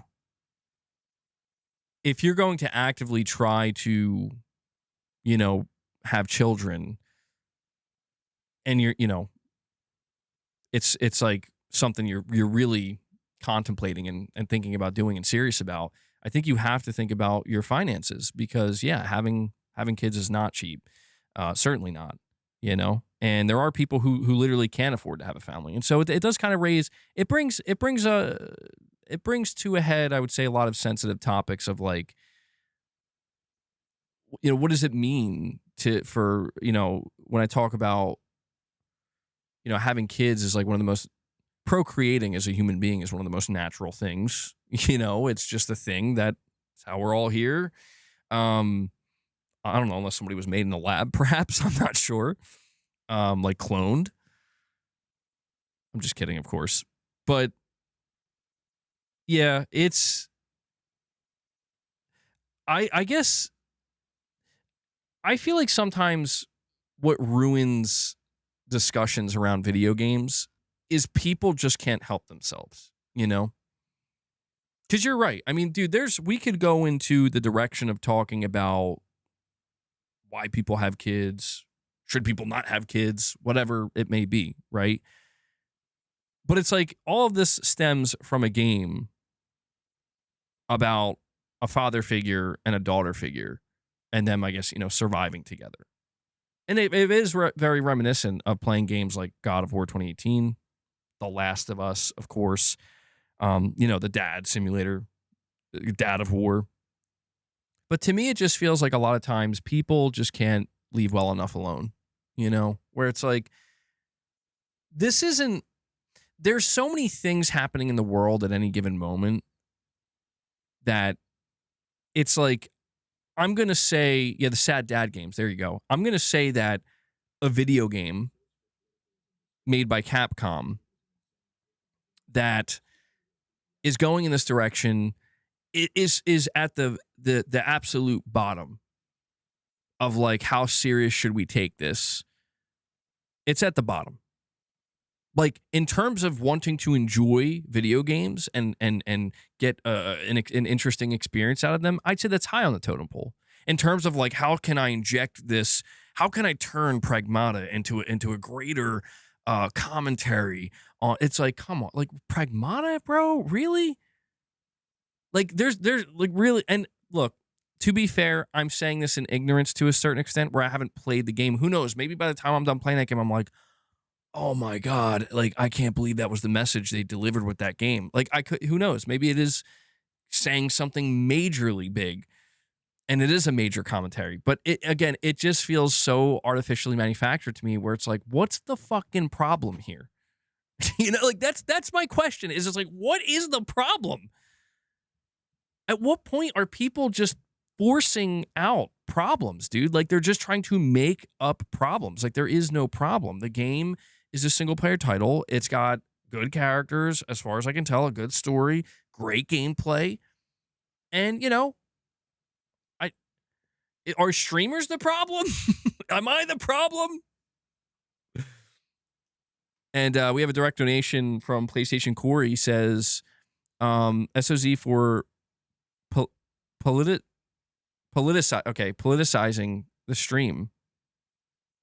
Just thought it was an insane take. Okay, my bad. You're saying sorry for politicizing the stream. Just thought it was an insane take on the game and wanted to see how you or people in the community would react to it. Well, I mean, yeah, it's you don't have to apologize. I don't think you really politicized it too much. I mean, I know that Hassan Piker's a very political streamer, and I'm trying to avoid politics on the stream, but no, I mean, it's fine. To me, I can't speak for anybody in the chat, but to me, I think it's just insane that people are like behaving this way over Pragmata. Like it's just a fun video game, man, from what I can tell. It's not meant to be taken that seriously, you know? It's fine if people want to take it seriously. I just think people need to it's what I'll reiterate what I've said over and over again. I think people need to calm down. And I don't mean like, I'm not saying they're acting hysterical, but it's like the intensity at which they're approaching so many of these conversations about video games, where it's like, let me tell you why this is it's like a lot of people in this world would benefit by just calming the fuck down. It's easy for me to say that though, in this quiet room. I understand that. But in this particular case, I think people got to calm down about Pragmata. Hype it for being a good single player video game. Enjoy it, because we don't get new single player IP that often. In terms of drama, maybe cool it a little bit. Bring it down a couple notches. I don't know. It's got to be all that. Just enjoy the ride. If you don't want to be on the ride, get off the ride. Go on a different ride. But yes, the world is a chaotic place at times. It absolutely is. If they want something to be angry about, they should play Crackdown 3. There you go. Maybe, yeah, there you go. Crackdown 3, underrated game. Let me tell you how Crackdown 3 shaped my view of the world. No, I'm kidding, of course. Maybe it did, though. I don't know. Without Crackdown 3, I wouldn't have experienced The Last of Us. So there is that. Oh, man, Crackdown 3. Do you think there will ever be a Crackdown 4? No, sure. I mean, it's safe to say Crackdown is dead as a franchise. Maybe like 20 years from now. You're right, Titus. You are right. I did say that. Without being too flippant. I don't want to be flippant. People do need to calm down.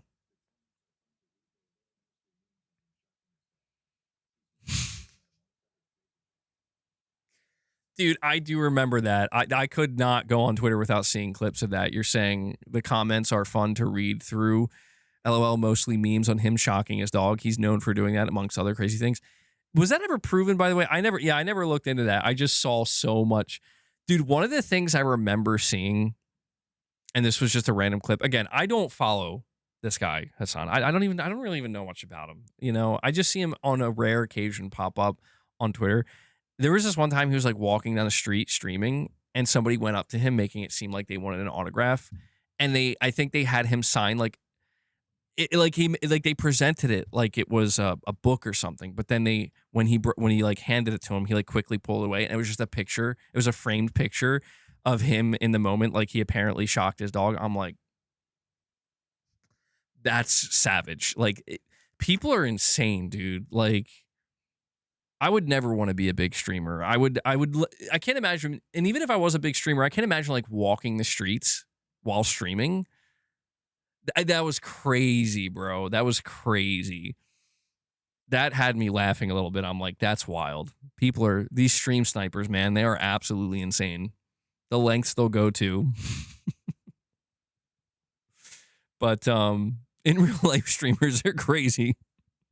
This is why I just stay in here. This is why I had this room built. I'm like, I can't handle the outside world. It's too crazy for me sometimes. Maybe a lot of times. But PlayStation Corey, I do appreciate the direct donations, man. Yeah. I don't know. My assumption is when I go to play Pragmata, I'm going to be like, this is a great game. I'm enjoying this game very much. I love the idea of God of War 2018 coming out today and like, boy, I never thought of that. I never thought about that game releasing like post 2020 and how it could potentially be received differently. I would hope at the end of the day, though, that with a game like God of War 2018, that like, common sense and logic and just normalcy to some extent prevails, where it's like maybe there would be some people trying to nitpick it with these weird problems, that are like totally made up. But in reality, it's like the vast majority of people are like, this game's actually incredible. You got to hope that will prevail at the end of the day. Someone modded CJ into Pragmata and he becomes a space dad. Of course they did.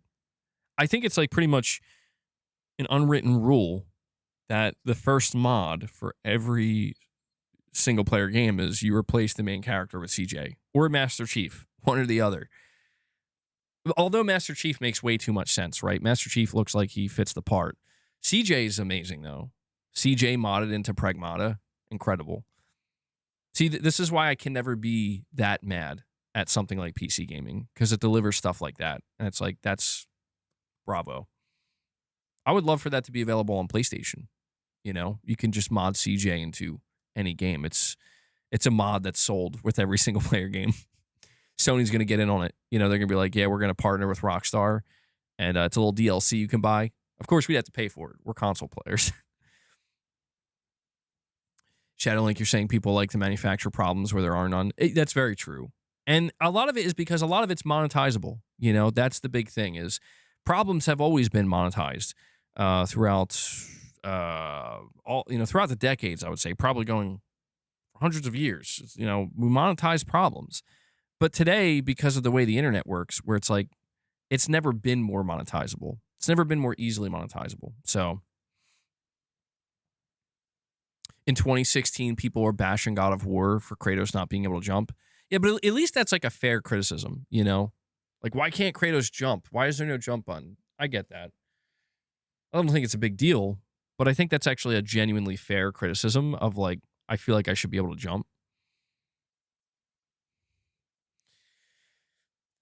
There would be people trying to politicize it, but I think common sense would prevail. I think it would. Yeah, I think it would, because, well, we have the Faye game coming up, right? I saw today, by the way, I'll bring this up. Where is it? So the official Sony Santa Monica account says 8 years ago, we released God of War 2018. At the time, it was simply known internally as INT8, our 8th developed game. 8 years later, that detail has taken on new meaning as we celebrate everything this journey has become. Thank you for joining us on this adventure. And, it's crazy to think it's already been 8 years, man. Time flies, but it just naturally got me thinking once again about what's next from them, where, God of War 2018 is definitely one of my favorite games ever. It really is, without exaggeration. I think the story is amazing, and I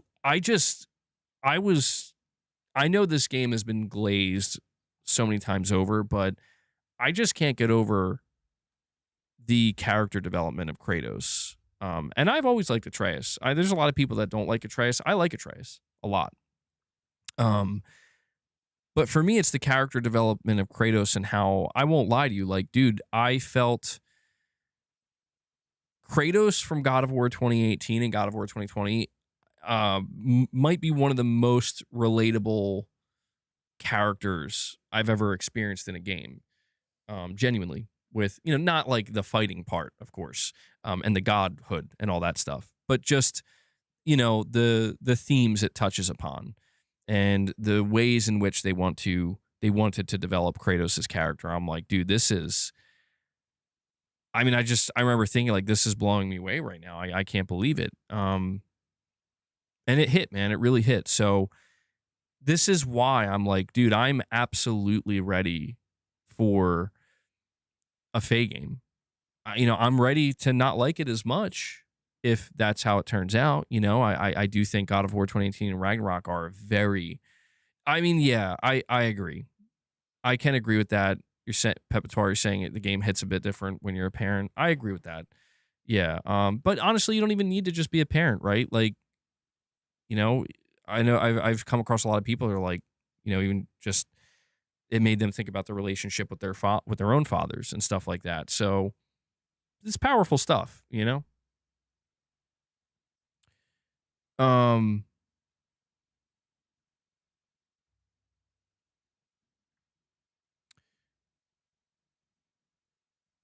no, no, no, no. People can't easily overcome addiction. They're addicted to negativity and emotions. Common sense is the opposite, and that's a big ask for anyone. That's true. That's true too. The God of War games, both before and after 2018, are incredible. Yeah, I think this is why. I mean, it's so exciting to see them announce the God of War remake trilogy because I honestly was just expecting Sony to come out and be like, here's the 3 games remastered for PS5. I would have been totally satisfied with that. I think most people would have. It's like, yeah, I just want to play these games on PS5. Even though it's going to take a lot longer, probably, we're talking probably the middle of the PlayStation 6 generation, as crazy as that sounds. But I love the idea of just like, okay, yeah, let's see what you guys want to do here. And I think, there's so many questions. There's so many questions about what Santa Monica is working on, but where it stands right now, I think you have the Faye game. That's the next one up. And that's going to be the biggest question mark for most people. But then you have the God of War remake trilogy, but they made it clear that this God of War remake trilogy, we don't know if it's going to be all 3 games in one. We don't know if it's going to be 3 separate games, kind of like FF7 remake. But they did make it clear it's many, many years away. But there's also the next mainline God of War title, as far as I'm aware, where there is Kratos and Atreus. And the thing that seems to be confusing here, and I still kind of have this question, and I don't know that this question will be answered explicitly until we see the Faye game revealed, is like, is there 2 separate games in development right now where you have the Faye game that's been in development since like 2019 and that's coming out next year, but then once Ragnarok finished development, the team that was working on Ragnarok, they've been working on the next mainline God of War for you know, for like what, 4 years now, right? I feel like that seems logical, but then you also have to question, well, who's working on the God of War remakes then? Is that what Corey's team is going to work on once the Faye game is out? It's plausible. There's a part of me that just wonders if Kratos and Atreus are going to be way more involved with the Faye game than we realize. I'm not sold on that. I don't believe that. I still subscribe to I guess it's a theory because it hasn't been, officially confirmed. I still subscribe to the theory that there's the Faye game, then the next mainline God of War game that takes place after Ragnarok that continues with Kratos and Atreus.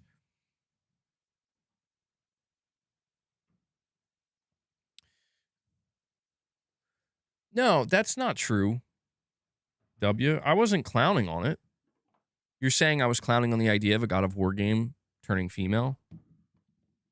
Well, no, the only thing that I would see as problematic considering how people would react to it is if they were like, okay, Kratos is done.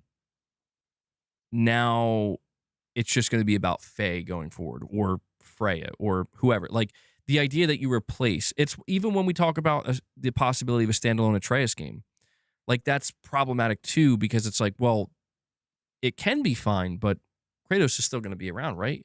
Because the idea is if you want to continue the God of War series, it feels impossible to do that without Kratos being involved somehow. Now, they could do it if they wanted to, but that's why I feel like if they announce the Faye game, you're gonna see a group of people losing their minds because they're convinced that Kratos is done, that Kratos has been replaced by Faye now. And that's clearly not the case.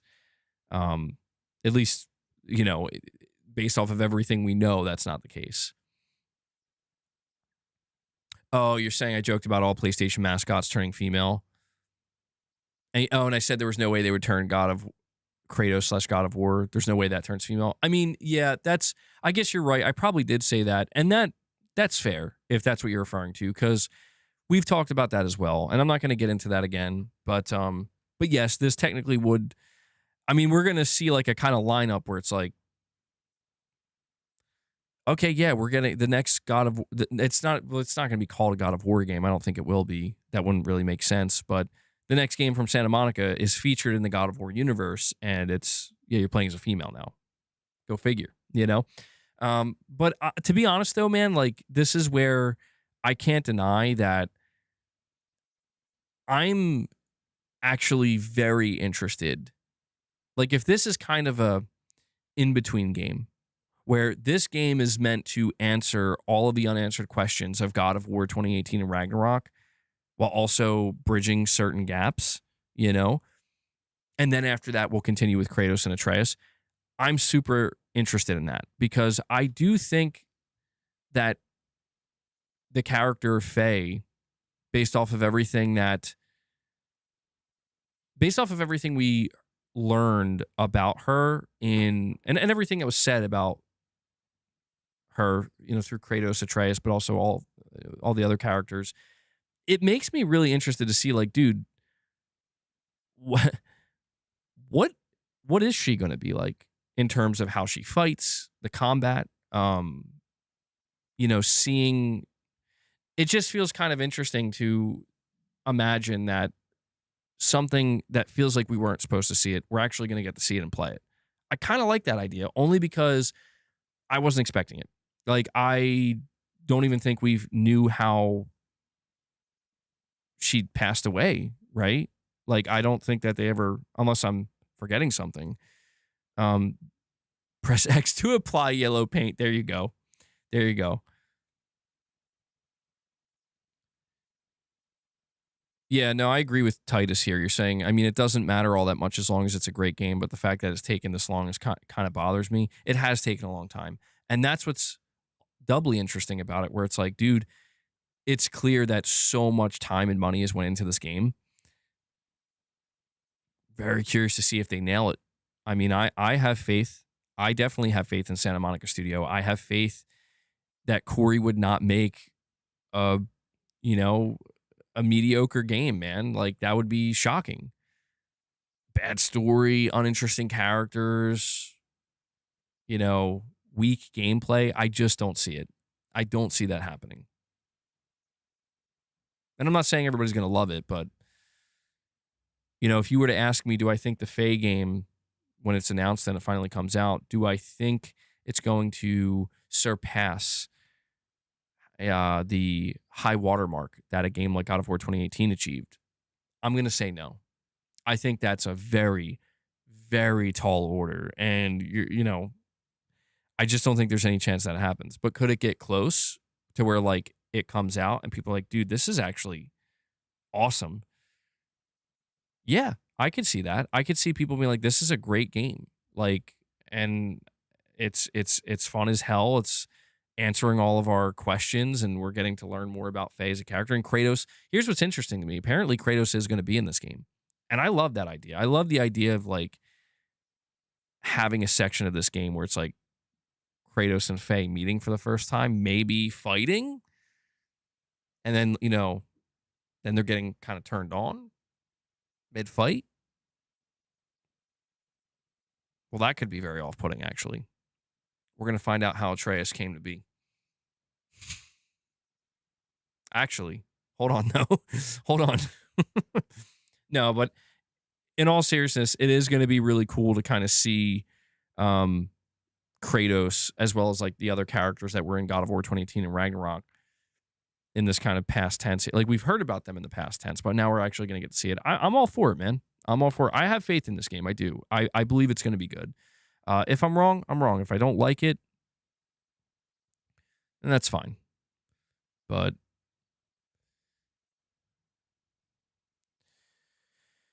it could easily reach the same level as Miles Morales and Lost Legacy. Well, see, that's the thing, Smurf. I'm glad you said that because I don't think it's on that level at all. No.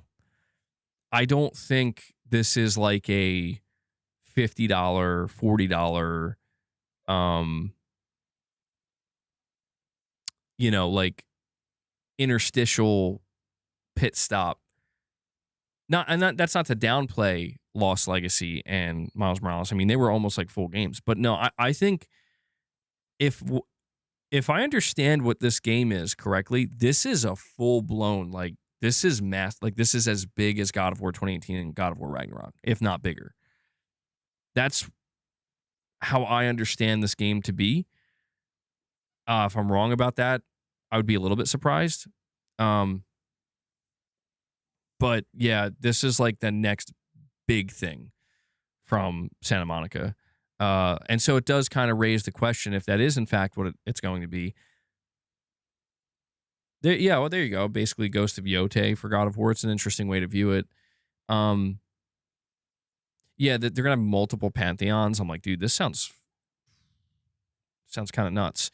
It makes me wonder, like, dude, if this game is that big and you're going to like multiple pantheons, how are they gonna follow that up with the next mainline God of War? And it does raise the question, how far out, if there is, assuming there's a second game in development, it's God of War 28, it's a follow-up to God of War 2018 and Ragnarok with Kratos and Atreus. How many years away from that realistically would we be? Are we talking like, oh, that's pretty far along in development, it's 2 years away, so we're going to get it 2 years after the Faye game? Or is it like, oh no, this is like 6 years away? That's, I think, a big question that we're going to have to see if we get an answer to it. Oh, you're saying that's what I meant. At a minimum, it should equal those, but very likely could surpass them. Yeah, in terms of like reception, I agree. And like how people are like, yeah, these games were great. I think you're correct.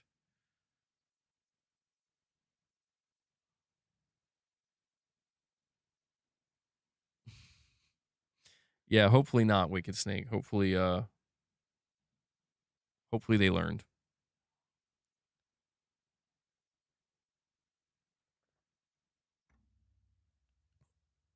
All right. Where are we at time-wise here? All right, so I did expend all the topics. Here's what we'll do. I'll do a 5-minute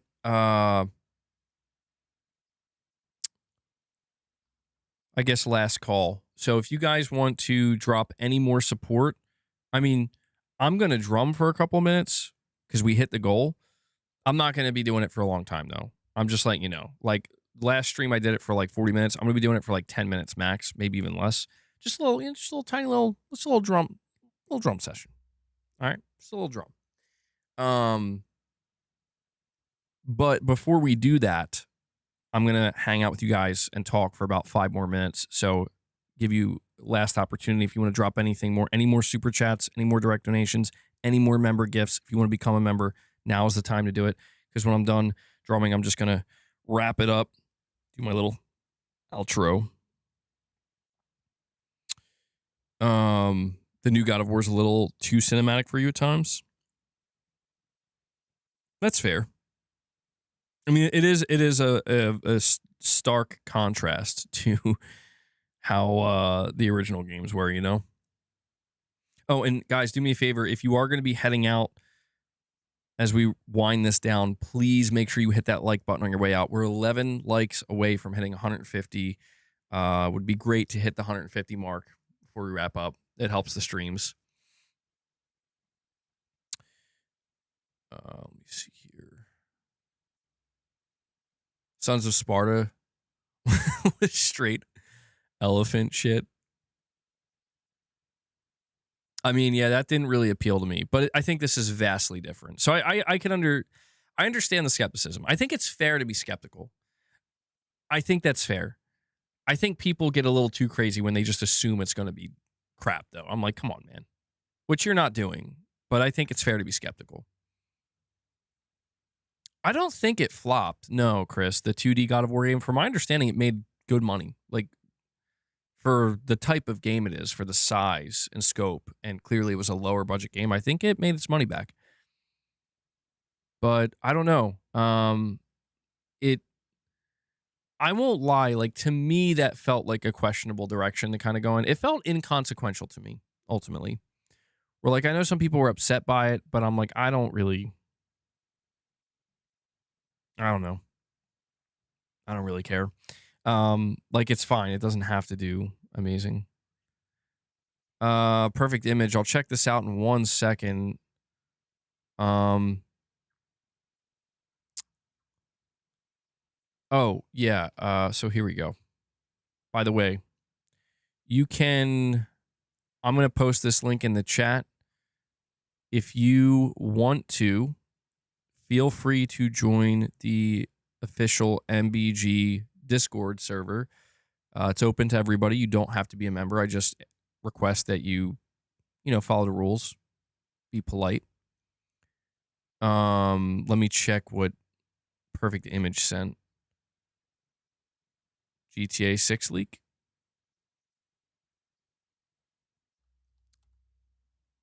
Let me see. Oops.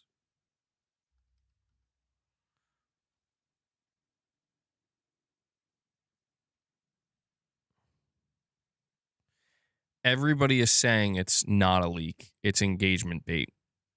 Yeah, because it's like linking me to. It's like trying to link me to a Twitch. Yeah, no. I'm gonna say that's not legitimate. That's not it.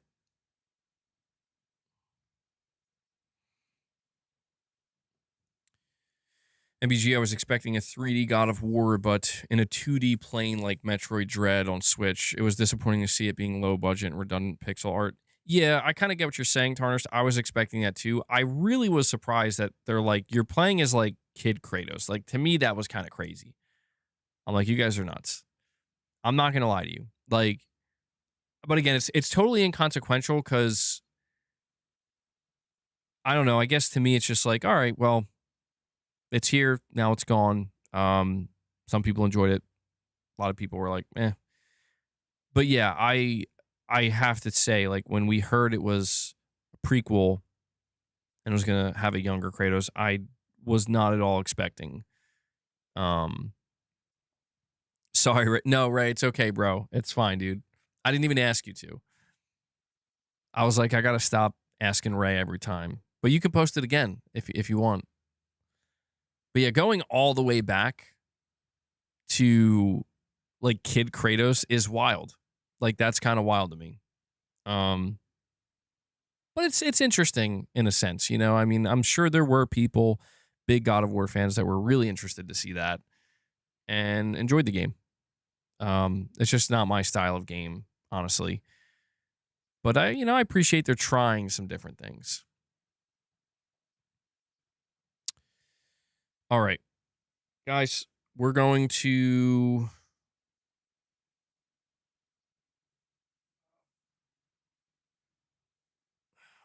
I did. We'll do like 5 to 7 minutes of drumming.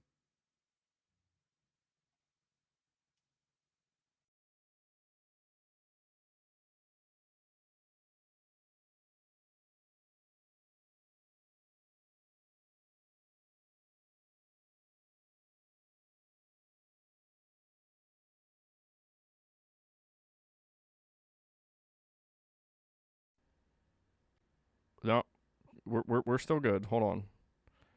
We're still good. Let me I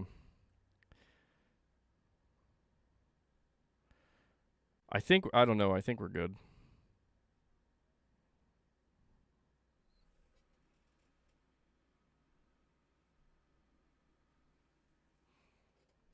Okay. Like I said, if you're going to be heading out, please do me a favor and hit that like button as you're heading out. We'll do about 5 to 10 minutes of drumming. I'm not going to do it for too long, like I said. I definitely lost track yesterday.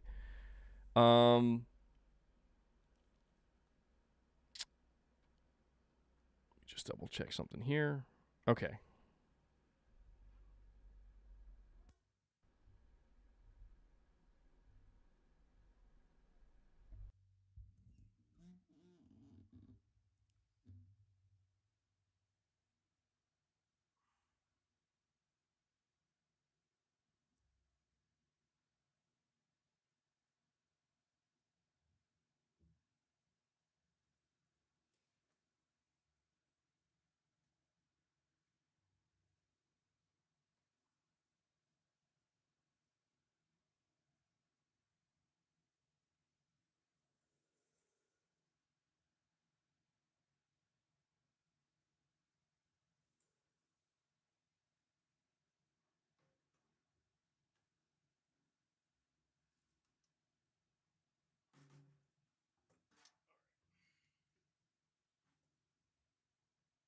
Yeah, you're going to want to leave, boss.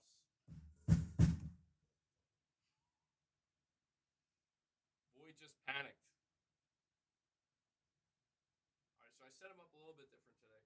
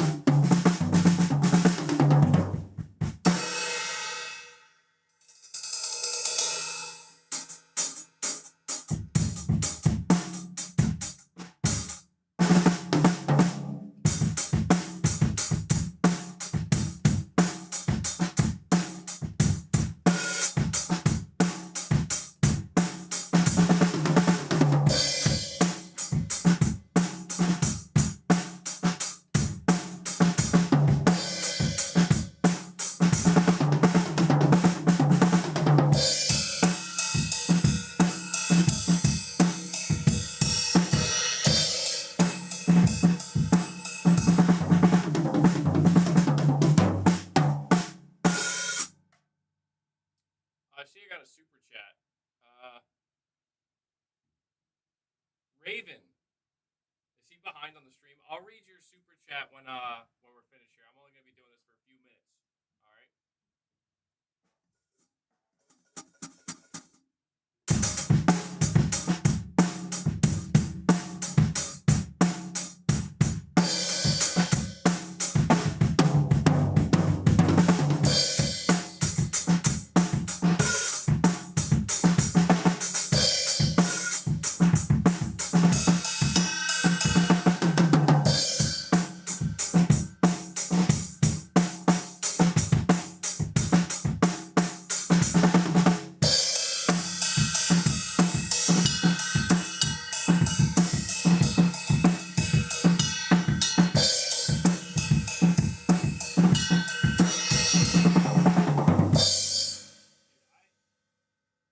I feel like I don't know, man.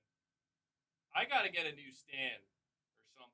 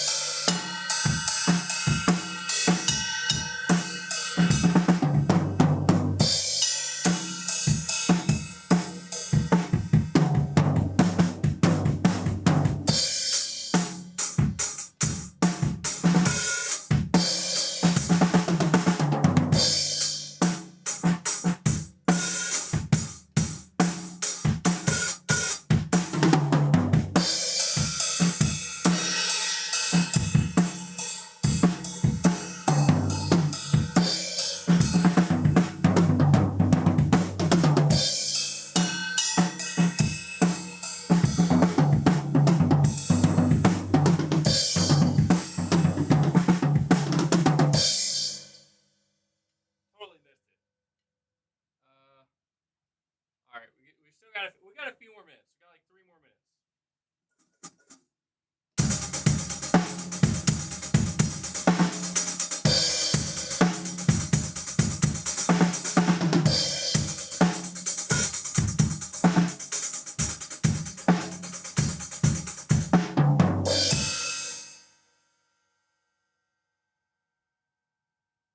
You can see where you're not there yet. Common rock player, blind sports.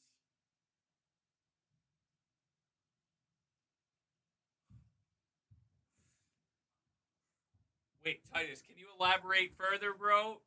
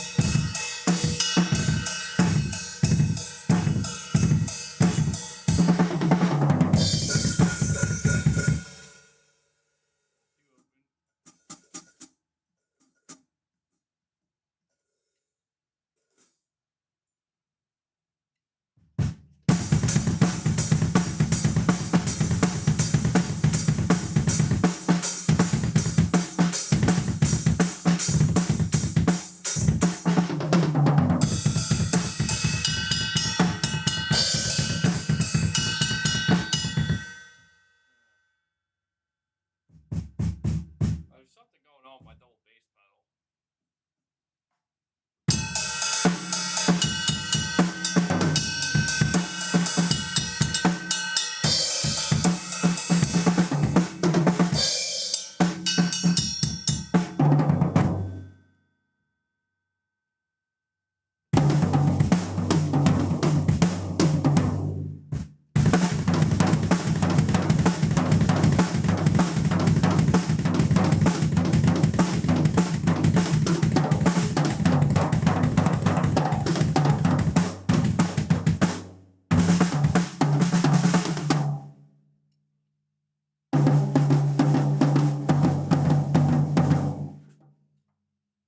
Ray. Dead skin. Okay. I mean, I don't know. I don't remember how to play that, but I'm just going to try to do my best Slayer intro. I don't know.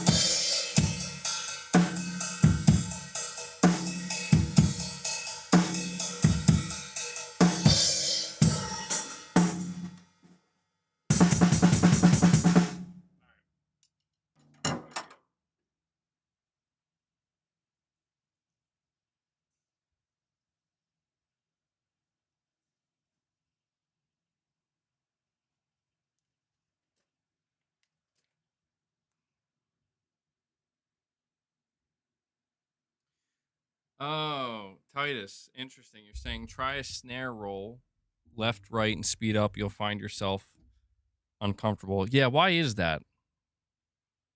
You have to make yourself uncomfortable. Yeah, yeah. I mean, I'm not playing as much as I want to, you know.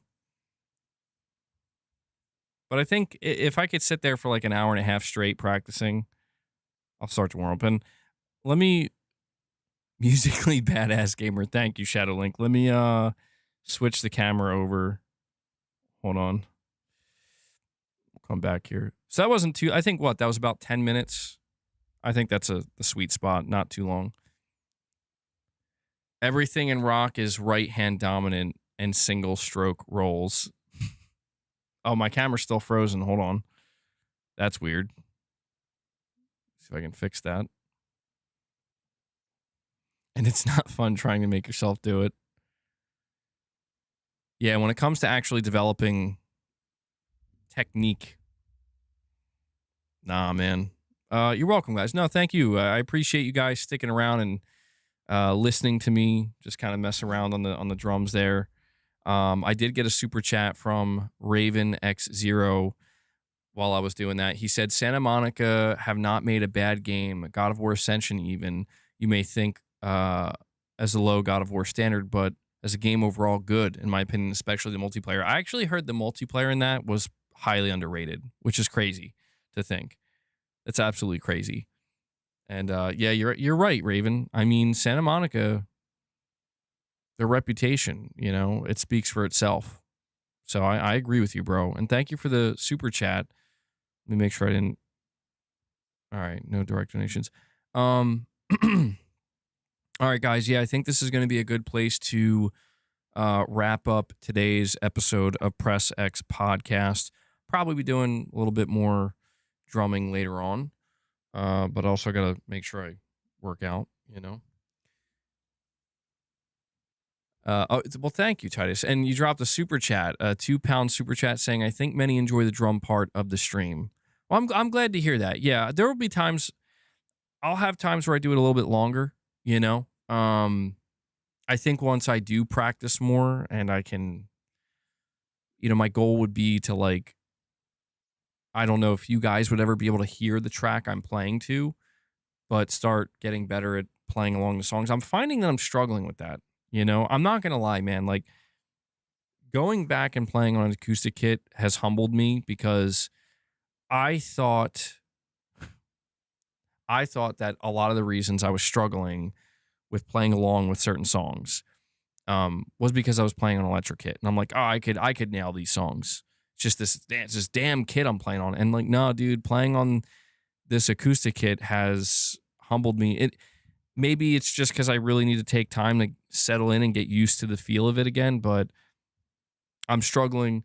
When I use the word struggle, that makes it sound like I'm having a bad time. I'm not able to keep up with songs that I thought I would nearly as well as I thought. It's just it's like not translating the way I thought it would. So definitely need more practice, but that's what I'll do. We hit 50 members. I'll do some drumming at the end, and I think maybe what I'll try to do is like we hit 50 members. I'll do drumming at the end. If we hit like 75 or higher, like especially if we get to like the 100 mark, which does happen. It just happened last stream. I will maybe extend it. I don't know if I'll make it 40 minutes, but like solid 20 minutes, 15 minutes, something like that. But I appreciate you guys listening into that. Nobody, people are coming in, we're talking about video games, and here I am at the end, like, I'm going to play drums. And you're like, all right, let's do it, bro. So thank you guys. And Ray did drop the Discord link in the chat once again. Feel free to join that Discord if you want. Yeah, I don't know if my snare's tuned. How's my snare sound, by the way, before I head out? Does it sound okay? That first tom has diabolical overtones. Dude, I feel like I tuned it down. Is it still... Do you think it has to be tuned even lower? Even lower, dude? Maybe it's just the make of the kit. Music Maker Man says, MBG, it's amazing and inspiring. Many thanks. After 8 years, I'm making music again. I love to hear that, Music Maker Man. I love that's your name, too. I'm glad I could help inspire you a little bit, because that's what I do, too, right? Like, I watch Drumeo a lot, and it inspires me to want to go play again. Even though if I played like 2 hours earlier, I'm like, I want to go again. Sounds good, but it needs to be snappier on the snare. Now, the toms need to not sound floppy as much. So, for my snare, to get a snappier sound, I should tune it up, right? Tighten it. Just want to make sure I'm correct about it. I've been afraid to really mess with it too much because I'm afraid I'm going to... That's diabolical. That's just my rim technique.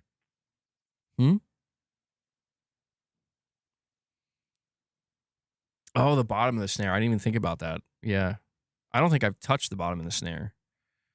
How tight should it be exactly? The snap is like a 10% rim shot on every hit. It might be these sticks too, dude. Like I said, I got those Matt Cameron sticks. They are the heaviest, longest sticks I've ever used. I'm like, this is nuts. How is this guy not destroying his kit every time he plays? Snares are a minefield, bro. Yeah. 5B are good sticks. I'm getting a feel for them. I like the weight. I do like it. Yep, 5B.